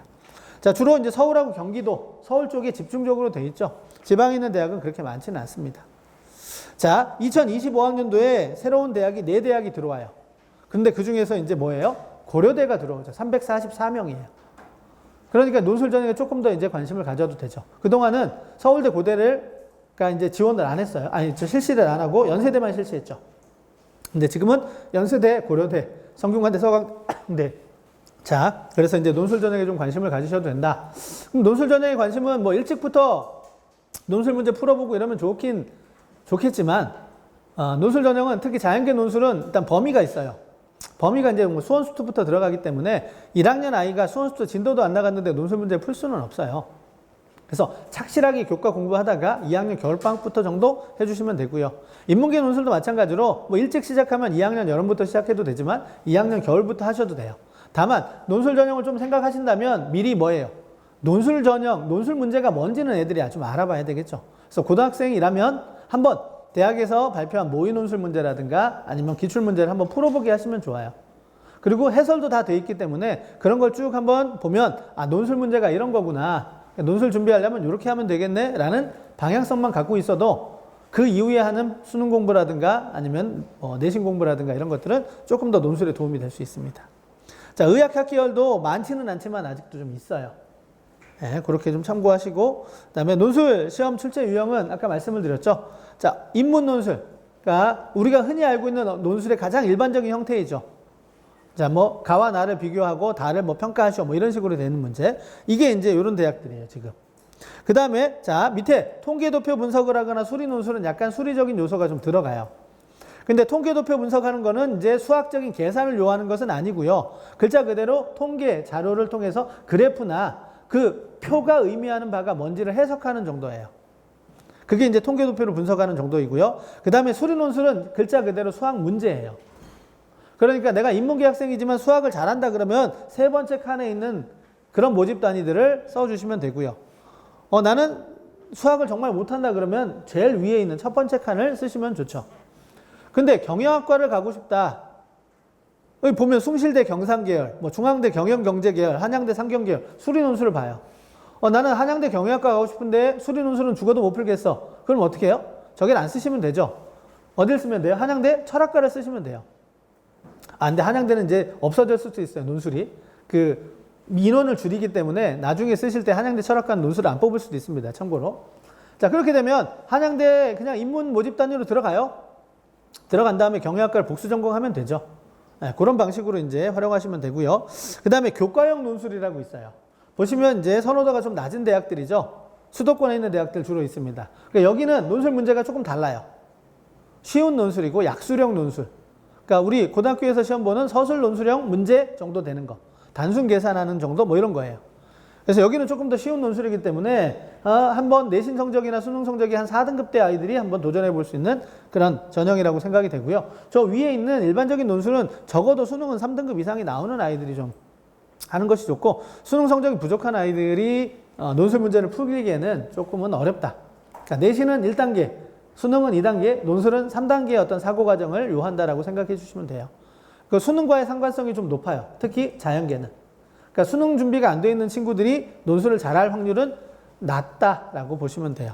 혹시 이제 뭐 학원 같은 데 다니시면 우리 아이는 논술에 특화된 아이예요. 어떻게 이런 영재를 만나셨나요? 뭐 이렇게 하시면 그거는 거짓말일 가능성이 좀 큽니다. 자, 자연계는 수리 논술. 이제는 거의 대부분 수리 논술이라고 보시면 되고요. 의대 쪽에서는 아직도 이제 과학 논술이 좀 남아 있어요. 그리고 올해까지는 이제 연세대가 과학 논술을 보는데 내년부터 연세대도 수학 논술만 봐요. 자, 특이한 건 서울여대가 과학 논술을 보죠. 자, 앞으로 이제 어떻게 변화가 있을지는 모르겠지만 어쨌든 틈새 시장이라고 볼 수 있고요. 여기도 마찬가지로 교과형 논술이 있습니다.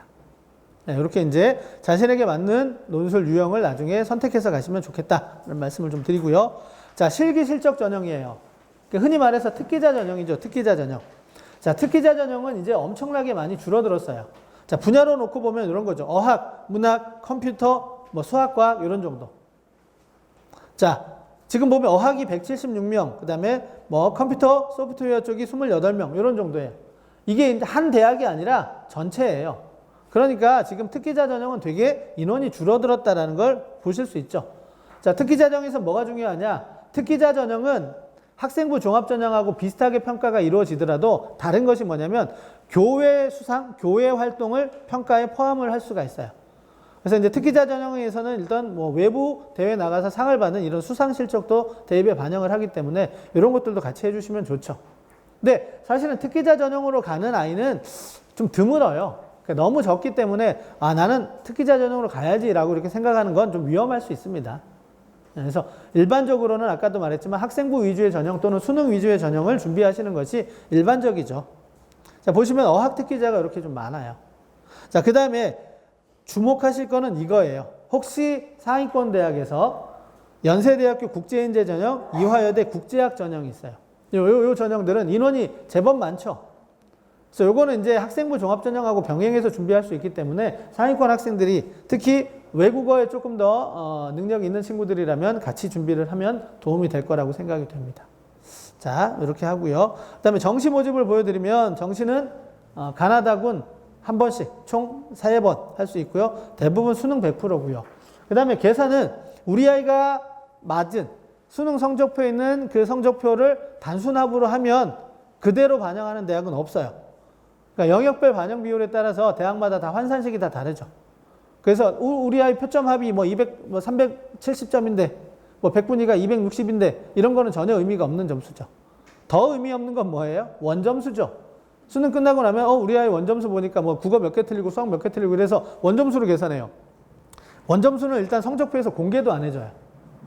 내가 원점수가 몇 점이었는지는 알지도 못합니다. 그래서 원점수 이런 건 의미 없고요. 단순 표점합, 단순 백분위합도 의미가 없어요.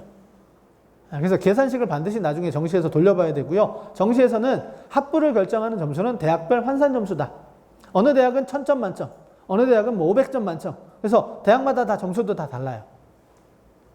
자, 수능 점수 성적표입니다. 여기 보시면 자, 이 정도 성적만 돼도 좋겠죠. 한국사 1등급, 국어 2등급, 수학 2등급. 그런데 보니까 100분위가 되게 좋아요. 94, 95면 거의 1등급에 가까운 점수죠. 영어 2등급, 탐구가 좀 부족하네요. 자, 여기서 이제 등급은 수능 최저 기준을 쓸 때 많이 활용하죠. 정시에서는 등급으로 가는 대학이 없지는 않지만 거의 없다고 보셔도 되고요. 정시에서는 일단은 100분위 또는 표준 점수를 가지고 활용을 하는데 뭐예요? 대학별 환산식에 따라서 다 계산을 해준다. 보시면 성적표에 표준 점수 100분위 등급만 있고 원점수가 없다는 거 보시죠. 자, 원점수는 뭔지 다 알고 계시고요. 표준 점수는 시험마다 난이도가 다르잖아요. 그러니까 어떤 어려운 시험, 어떤 쉬운 시험, 그러니까 시험마다도 시험 뭐 9월 모의고사, 6월 모의고사 시험 난이도가 다르고 국어 시험의 난이도, 그다음에 수학 시험의 난이도가 다 다르죠. 그 난이도, 어려운 것, 쉬운 것 이런 것들을 고려해서 만든 점수가 표준 점수예요. 자, 그래서 이 표준 점수는 시험마다 다르기 때문에 어느 기준으로 따지면 뭐 400점이 서울대를 갈 수 있는 점수, 어느 때는 뭐 390점이 서울대를 갈 수 있는 점수. 그러니까 앞으로 이제 기억하실 점수는 뭐냐면 상위권 대학에서는 표준 점수를 활용해서 나중에 대학을 가겠지만 적어도 내가 3년 동안 모의고사를 보면서 어느 대학 정도를 갈 수 있는지를 가늠하시려면 표준 점수로 보시면 별로 의미가 없어요. 그러니까 이해가 잘 안 되죠. 그럼 뭘 보시냐면 여기 나와 있는 세 번째 100분위를 놓고 보시면 좋아요. 100분위는 상대적인 점수, 상대적인 위치를 가늠하는 거라서 내가 100명 중에 상위 몇 번째 해당이 되느냐 이걸로 하는 거기 때문에 대략적인 위치를 가늠하는 데는 이게 좋아요. 그래서 뭐 서울대를 가려면 100분위 290 이상이 되면 된다. 연세대 고려대 가려면 100분위 285 정도가 된다. 이건 크게 변하지 않는 사실이거든요. 그럼 우리 아이의 100분위를 통해서 이 정도면 우리 아이가 지금 이 모의고사로 이 정도 대학을 갈 수 있구나를 그냥 가늠하시면 되죠. 근데 오해 없으셔야 될 거는 상위권 대학은 100분위를 그대로 쓰지 않습니다. 전부 다 표준 점수, 그 다음에 변환 표준 점수를 써서 계산을 하기 때문에 그 점수 그대로 가는 건 아니지만 우리가 지금 현재 우리 아이의 모의고사 점수를 판단하는 데는 100분위가 조금 더 수월하다는 거. 제발 등급으로 기억하지 마세요. 우리 아이의 수능 성적 2등급은 돼요. 3등급은 돼요. 2등급, 3등급 범위가 너무 넓어요. 그래서 2등급으로 갈 수 있는 그 구간의 대학은 뭐 이게 한 3개, 4개 구간이 될 수 있습니다. 그래서 등급으로 기억하지 마시고 100분위로 기억하시면 나중에 상담하실 때도 조금 더 도움이 됩니다. 자, 수능 출제 영역에서 이제 2022 대입부터 통합형 수능이 됐죠. 그래서 이제 국어하고 수학에서 이제 통합형 수능이라고 해놓고 선택 과목이 들어가니까 좀 헷갈리실 수 있는데 통합형 수능이라는 뜻은 뭐냐면 그동안은 인문계, 자연계, 2021 대입까지는 인문계는 인문계 따로, 자연계는 자연계 따로 이렇게 했어요.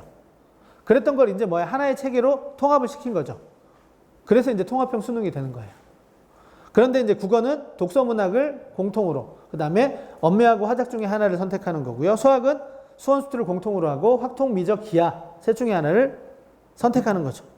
이렇게 이제 바뀌는 거라서 어떤 과목을 선택하는 게 유리하냐. 자, 일단 유리한 건 나와 있죠. 점수 구조에서 유리한 건 공부를 잘하는 집단이 선택한 과목을 선택하는 게 유리해요. 그럼 공부를 잘하는 아이가 국어 중에서 뭘 선택해요? 언매를 선택해요. 수학에서 뭘 선택해요? 미적을 선택해요. 그래서 그 과목을 선택하면 동일한 원점수 기준으로 한 3점에서 5점 정도를 더 가져가요. 그러니까 무조건 그걸 하는 게 유리하다라고 생각할 수 있지만 인문계 아이들은 미적분을 굳이 할 이유가 없죠. 그냥 확통을 하시면 돼요. 그럼 확통을 하면 불리하다는데 걱정하지 마세요. 확통을 해서 불리한 것이 아니라 그 아이들의 수원수투 성적이 부족해서 불리한 거예요. 그래서 인문계 아이들은 수원수투만 열심히 하면 돼요. 그래서 100점 다 맞으면 되죠. 그러면 인문계 쪽에서 누구한테도 밀리지 않아요. 100점을 맞아도 미적 100점자한테는 밀리잖아요. 맞아요. 하지만 미적 100점 맞은 아이가 인문계로 교차 지원할 일은 없어요. 그 아이는 의대를 가죠. 그럴 거기 때문에 그냥 인문계는 확통을 그냥 선택하시면 돼요. 근데 국어 중에서 언매하고 화작 중에서는 언매가 선택을 하는 게 유리해요. 점수 구조에서는. 그 다음에 두 번째는 뭐냐.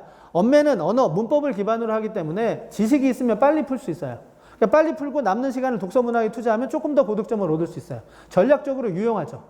그런데 여기서 관건은 뭐냐면 문법은 학습 부담이 있어요.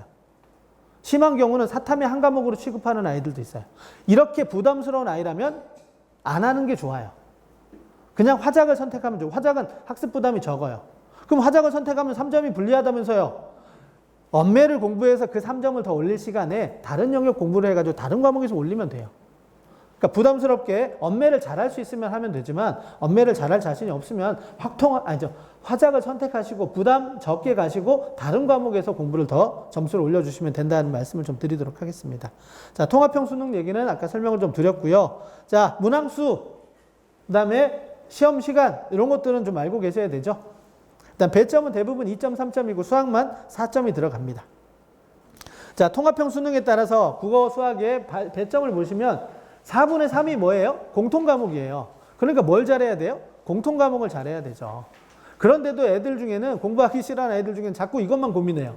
뭘 선택해요? 뭘 선택해요? 그 고민할 시간에 독서 문학하고 수원 수투만 열심히 하면 돼요. 그래서 그걸 좀 말씀을 드리도록 하겠습니다. 그러니까 선택 과목은 결국은 중요한 것은 선택 과목이 중요한 것이 아니라 공통 과목에서 고득점을 올리는 것이 중요하다 말씀드리고요. 자, 요 공통 과목 평균에 따라서 선택 과목의 원점수가 조정이 돼요. 자, 예를 들면 어떤 아이가 수원 수투에서 60점을 맞았다고 가정을 할게요. 확통을 선택하면 24점을 맞을 수 있죠. 왜? 쉬우니까. 미적을 선택하면 15점. 어려우니까. 근데 그러면 자, 24점하고 15점을 그대로 가져간다면 누구나 다 확통을 선택하겠죠. 근데 이걸 이제 조정을 해준다라는 거죠. 그럼 어떻게 조정을 하느냐? 자, 확통을 선택한 아이는 평균이, 그 집단의 확통 평균이 20점이에요. 그럼 20점보다 몇 점을 더 잘한 거죠. 미적을 선택한 아이들의 평균을 20이라고 보면 15점은 몇 점을 못한 거예요. 자, 그런데 이거를 뭘로 조정하냐면 공통 과목의 평균으로 조정해요. 그러면 확률과 통계를 선택한 집단의 수원 수투 평균이 30이에요. 그럼 30에서 플러스 몇 점을 더 해주는 거예요.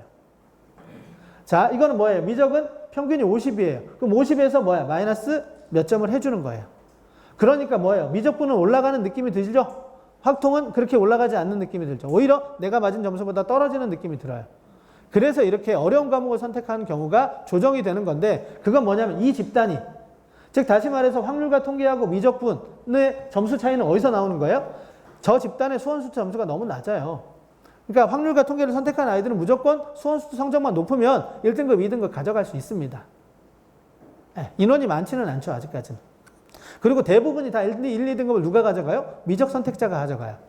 그러니까 총점 면에서도 누가 유리해요? 미적 선택자가 유리하죠. 그러니까 미적 선택자가 훨씬 더 많아요. 동일한 표점 400점에서 미적을 선택한 아이는 석차로 따지면 예를 들어서 2000등이에요. 근데 확률과 통계 집단의 석차를 따져보면 150등이에요. 그럼 뭐예요? 대학이 완전 다르죠? 이쪽 경희대 가는데 이쪽 고대 가요. 그러니까 애들이 교차 지원하는 거예요. 자, 점수 차이는 이렇게 있다라는 거 말씀을 드렸기 때문에 유리한 건, 점수에서 유리한 건 언매하고 미적이다. 요건 있는 사실이에요. 근데 이제 시험의 출제 방향에 따라서 또 학생들의 어떤 그 반응에 따라서 요건 넓혀질 수도 있고 좁혀질 수도 있고 그래요.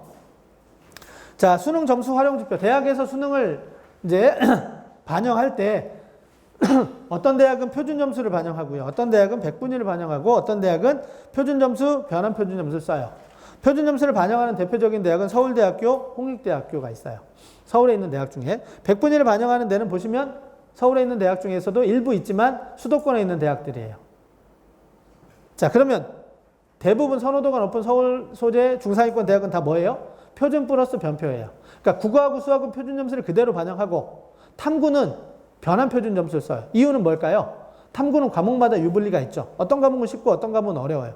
그럼 점수 차이가 나요. 똑같이 50점을 맞았는데 어떤 아이는 과목은 60점, 어떤 과목은 70점을 가져가면 그걸 그대로 반영한다면 60점 맞은 과목을 선택한 아이가 불리하잖아요. 그래서 그거를 백분위 기준으로 해서 다시 표준 점수를 부여를 해줘요. 이게 변환 표준 점수예요. 탐구 과목의 유불리를 줄이기 위한 거죠.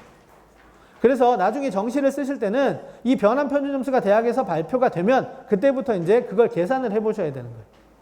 자, 이렇게 이제 나오죠. 백분위 100에 서강대는 사탐은 70점, 과탐은 71.5점을 주는 거예요. 근데 성균관대는 사탐에 72점을 주고 과탐에 70점을 줘요. 그럼 사탐 만점 맞은 애는 어디가 유리해요? 서강대보다는 성균관대가 더 유리하죠? 이런 식으로 조금씩 유불리를 따져서 가면 1점이라도 더 얻어갈 수 있는 대학을 골라가는 거죠. 이게 이제 변환 표준 점수이고 중상위권 대학들은 대부분 이걸 써요. 그런데 중상위권 대학에서 안 쓰는 대학이 서울대학교, 홍익대학교예요. 참고로 알아두시면 되고요. 자, 영역별 반영 비율이 이렇게 대학마다 계열에 따라서 달라져요. 인문계는 주로 국어가 높고요. 자연계는 수학하고 과학이 높죠. 하지만 인문계 중에서도 상경계열은 수학이 높아요. 탐구를 하나 반영하는 데도 있고 두 개를 반영하는 데도 있고요. 과목을 지정해 주는 데도 있고 그래요. 자, 지금 현재 경희대는 미적기하하고 과탐을 지정하죠. 자연계에서. 하지만 내년부터는 다 풀어요. 확률과 통계를 선택해도 사회를 선택해도 지원할 수는 있어요. 하지만 이제 이런 과목에 가산점이 있으니까 이런 것들을 따져보셔야 되는데 일단은 지원은 할 수 있다. 앞으로는 그런 부분은 좀 참고로 말씀을 드리고요. 자, 이렇게 지금까지는 주요 대학은 자연계에서 수학, 미적, 기하하고 과탐을 뭐예요? 다 지정해 놓고 있어요. 하지만 내년부터는 전부 다 17개 대학은 풀어줘요. 그러면 상위권 대학에서 안 풀어주는 대학은 서울대학교. 여기는 미적, 기하하고 과탐을 그대로 지정해요. 고려대학교는 수학은 풀었지만 과학은 탐구예요. 시립대학은 수학은 지정하고 탐구는 풀고 이래요. 근데 홍익대가 의외로 미적, 기하하고 과탐을 지정해요. 그러면 당연히 뭐예요? 여기는 입결이 좀 낮아질 가능성도 있어요. 뭐 이런 것들은 나중에 전략적으로 이제 3학년이 되면 그때 또 설명을 들으시면 될 것 같습니다. 자, 영어 반영 방법은 국어, 수학, 탐구에 비해서 조금 약하죠. 자, 방법은 두 가지예요. 가점이나 감점, 총점에서 몇 점을 빼고 몇 점을 더해주는 이런 방식이 있고요. 비율을 적용해주는 방식이 있고 그래요. 비율은 뭐 10%도 있고 최대 25%까지도 있죠. 여대나 교대 쪽에서는 영어 반영 비율이 높아요. 이쪽은 상대적으로 수학이 조금 더 약하죠. 밑에 보시면 이렇게 점수를 주는 방식이 대학마다 조금씩 다르니까 영어를 잘했을 때 나한테 조금 더 유리한 대학이 어디냐 이걸 찾아가시는 게 필요하죠. 자, 한국사는 필수 응시가 일단 기본이에요. 한국사 응시 안 하면 나중에 아무리 다른 영역에서 만점을 맞아도 대학을 쓸 수가 없어요. 그러니까 한국사는 무조건 응시를 하셔야 되고요. 그런데 한국사를 이렇게 반영하는 대학들도 있어요. 가점 또는 감점으로. 그래서 뭐 일부 대학은 뭐 3등급까지는 다 만점, 뭐 또는 4등급까지 만점 뭐 이런 식으로 하죠. 자, 그 다음에 이제 수능 점수 활용 사례, 대학별 환산 점수 아까 설명을 드렸죠. A 학생의 단순 표점 합은 338.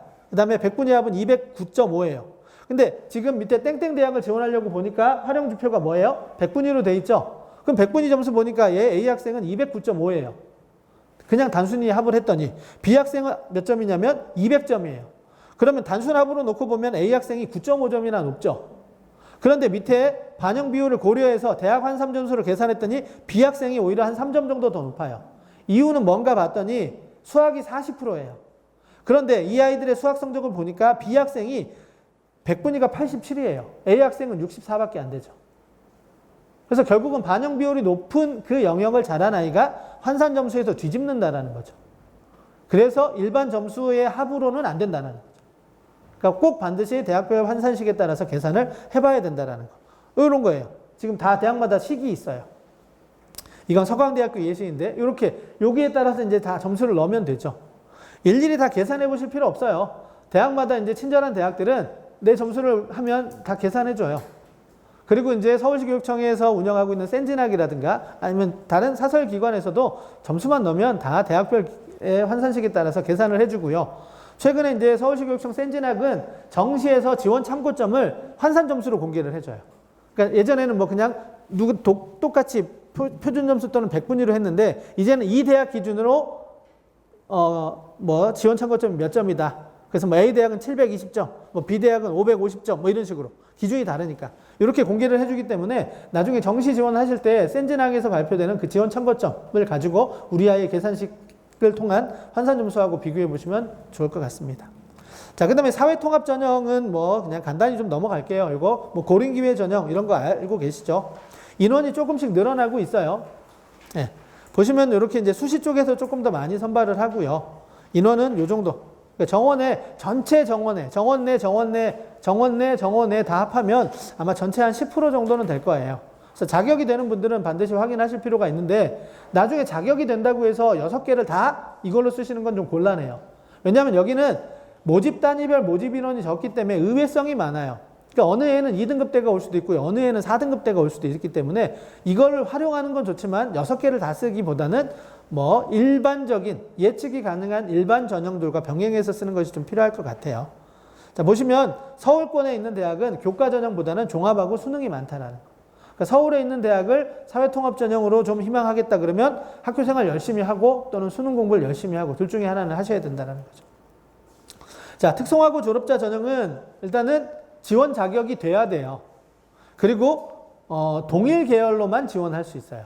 그리고 필요한 과목을 이수해야 된다는, 물론 특성화고를 다니면 그 특성화고에서 다 알려주죠. 우리가 갈 수 있는 데는 어디야? 라고 하는 거. 근데 특성화고 졸업자 전형만 해당이 돼요. 나는 특성화고를 졸업했는데 나는 그냥 수능 일반 전형으로 갈 거야. 그러면 이런 거 지원 자격이 다 필요 없어요.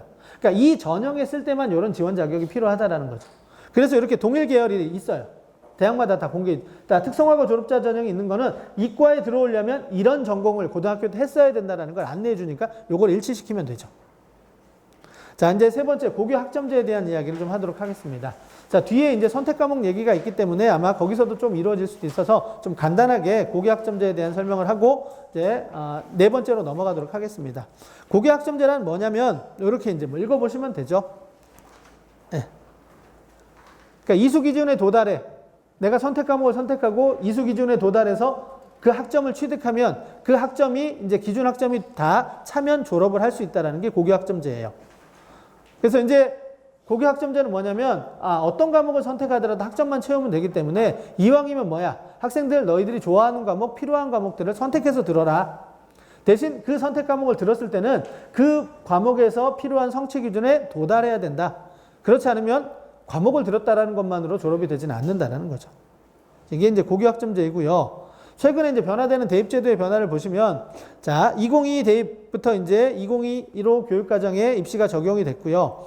2024 대입의 공정성 강화 방안이라는 게 완성이 됐고요. 자, 여기까지는 잘 모르셔도 되고, 2025년도부터 이제 고교 학점제가 전면 시행이 된다라는 거. 그러니까 2025학년도 아이가 입학을 하면 1, 2, 3학년이 전부 다 192학점으로 수업을 듣게 돼요.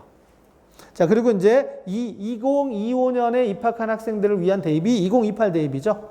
이제 얼마 전에 나왔던 그 대입제도 개선안에 해당이 되는 내용입니다. 자, 보시면 마이스터 고등학교라든가 특성화고는 이미 고교 학점제가 실시가 되고 있고요. 일반고에서도 일부 되고 있어요.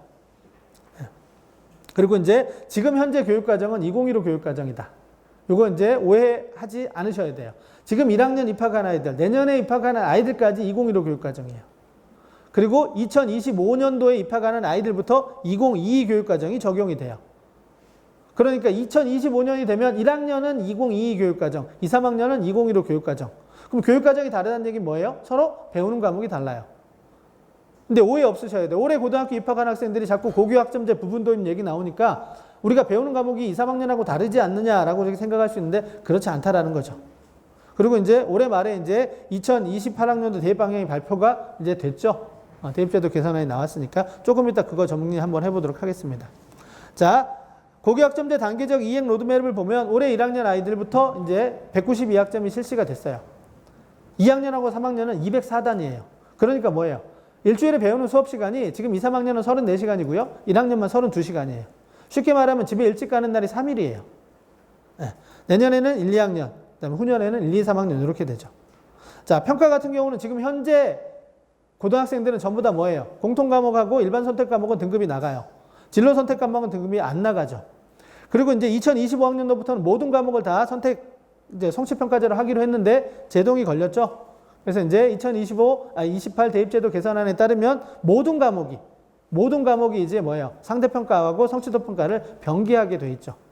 그러니까 진로 선택 과목도 이제 등급이 나가요. 예. 그렇게 이제 바뀌게 됐다라는 부분. 설명을 드렸던 것처럼 이제 앞으로는 2028 대입, 그러니까 2025학년도 입학생부터는 이제 9등급은 아니에요. 상대평가인데 5등급이고요. 그 다음에 A, B, C, D도 나가요. 두 개가 같이 병행이 된다라는 거. 그 다음에 이제 평가 방식도 오지선다형보다는 이제 논서술형 평가를 중심으로 하도록 이렇게 이제 지침이 좀 내려오고 있고요. 자, 수능 선택 과목이 이제 없어졌어요. 그러니까 선택 과목에 따른 유불리가 자꾸 문제가 생기잖아요. 뭐 확통을 선택하는 게 유리하다, 아니 미적을 선택하는 게 유리하다, 언매를 선택하는 게 유리하다, 뭐 수학을 선택했을 때 뭐 이런 것들이 자꾸 나오니까 그런 잡음을 없애기 위해서 그냥 바꾼 거죠. 아예 단순하게. 그래서 이제 국어도, 수학도, 영어도, 사회도, 과학도 모든 학생이 모든 과목을 동일하게 치르게 되는 거예요. 그러니까 이제 선택 과목의 유불리는 없어지는 거죠. 자, 그런데 여기서 시험이 사회하고 과학이 통합사회 통합과학이에요. 언제 배워요? 1학년 때 배워요. 그리고 2, 3학년 때 배우는 나머지 과목들은 뭐예요? 수능에 출제가 안 돼요. 나머지 국어하고 수학하고 영어는 어떻게 돼요? 국어, 수학, 영어는 2학년 때, 3학년 때 배우는 과목도 포함이 돼요. 일부. 그런데 이제 사회하고 과학은 통합사회하고 통합과학만 가니까 과연 2학년, 3학년 때 수능으로 갈 아이들이 그 공부를 하겠냐라는 거죠. 또 이런 문제점들이 생기는 거죠.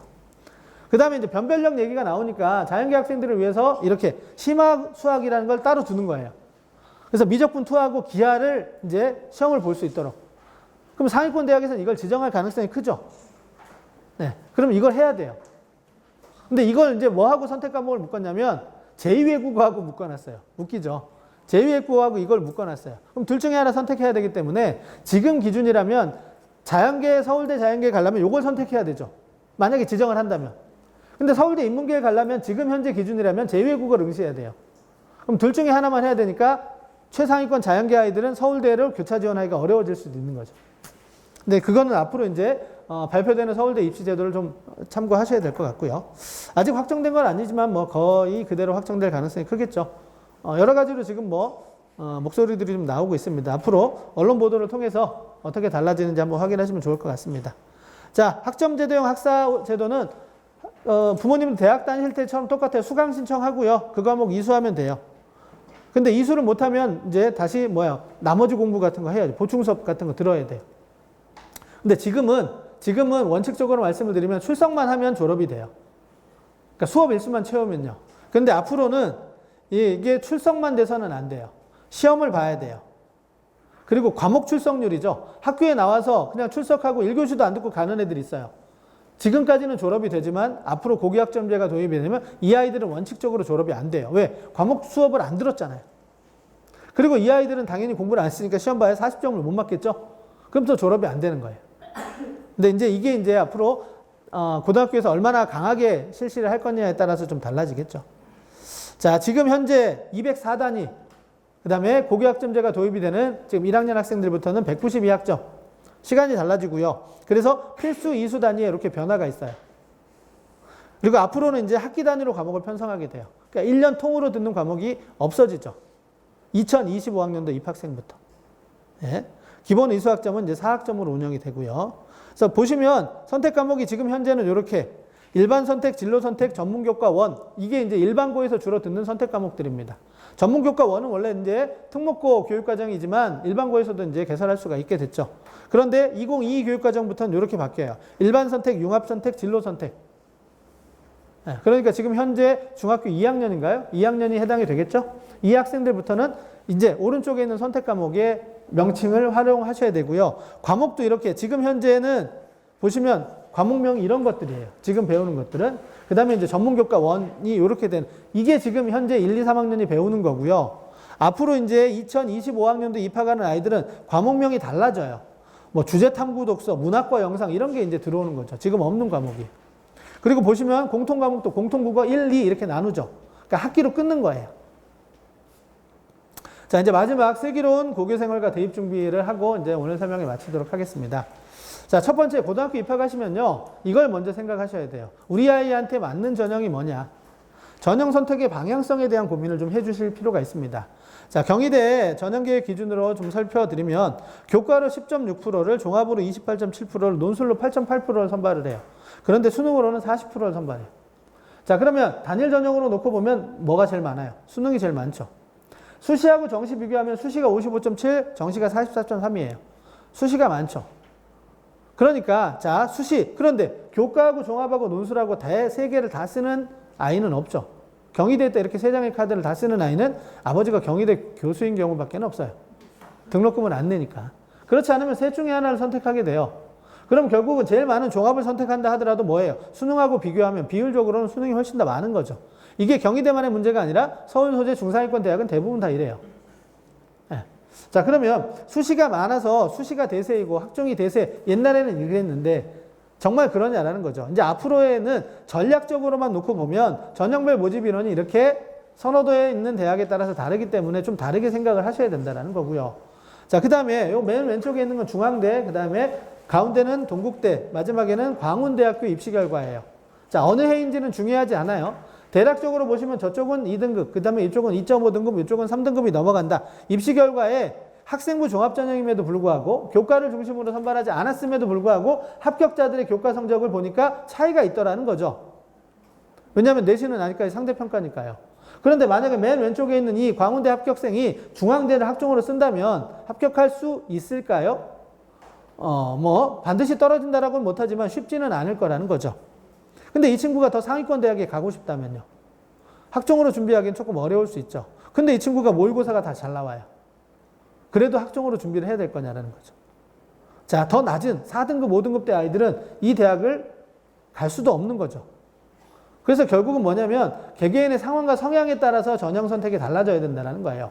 일단 고등학교 입학할 때 기본은 뭐예요? 학생부 종합전형을 중심으로 가는 거예요. 왜? 입학과 동시에 수능 공부를 할 수는 없죠. 준비가 안 돼 있으니까. 일단은 학교 공부에 충실하고 학교 생활에 충실해요. 근데 그러다가 어느 순간이 되면 내가 내신 성적을 봤잖아요. 근데 그 내신 성적이 5등급인데 나는 서울대에 가고 싶다. 그럼 못 가는 건 아니지만 가기가 쉽지는 않죠. 그럼 그 다음 학기에 내가 과연 서울대를 포기할 것이냐 아니면 내가 대학을 낮출 것이냐 이런 걸 생각하셔야 된다는 거죠. 그리고 우리 학교에서는 수시로 대부분 가지 정시로 간 아이가 없어. 그렇다고 해서 우리 아이도 정시로 꼭 못 갈 것이냐? 그건 아니라는 거예요. 그래서 이 고등학교에 들어와서는 학기가 끝날 때마다 내가 지금 현재 가지고 있는 교과 성적, 그 다음에 비교과 충실도, 그 다음에 내가 희망하는 목표 대학이 어디냐에 따라서 요 세 가지를 다 놓고 우리 아이가 어떤 전형으로 가는 것이 바람직할 것인지를 생각해 주셔야 된다.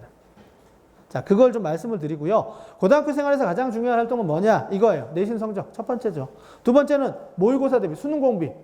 수능 공부. 그럼 반드시 무조건 고등학교 입학한 아이들은 입학해서 졸업할 때까지 두 가지는 반드시 어떤 전형을 선택하더라도 내신 공부하고 수능 공부는 끝까지 가져가셔야 돼요. 중간중간에 내가 어떤 전형을 선택할지는 조건에 따라서 상황에 따라서 달라질 수 있지만 이 두 가지는 명심하시고 끝까지 가져가시는 게 필요합니다. 세 번째는 세특이에요. 그 다음에는 동아리 활동, 그 다음에는 선택 과목, 그 다음에는 자율활동, 진로활동, 그 다음에 이제 기타 교내 활동이에요. 자, 우선순위를 적어드리는 건 뭐냐? 여력이 되면 하나 해가지고 다 갖춰주라는 거죠. 여력이 안 되면 뭐부터요? 내신부터예요. 내신이 안 되는데 활동 열심히 해가지고 좋은 대학을 갈 수는 없습니다.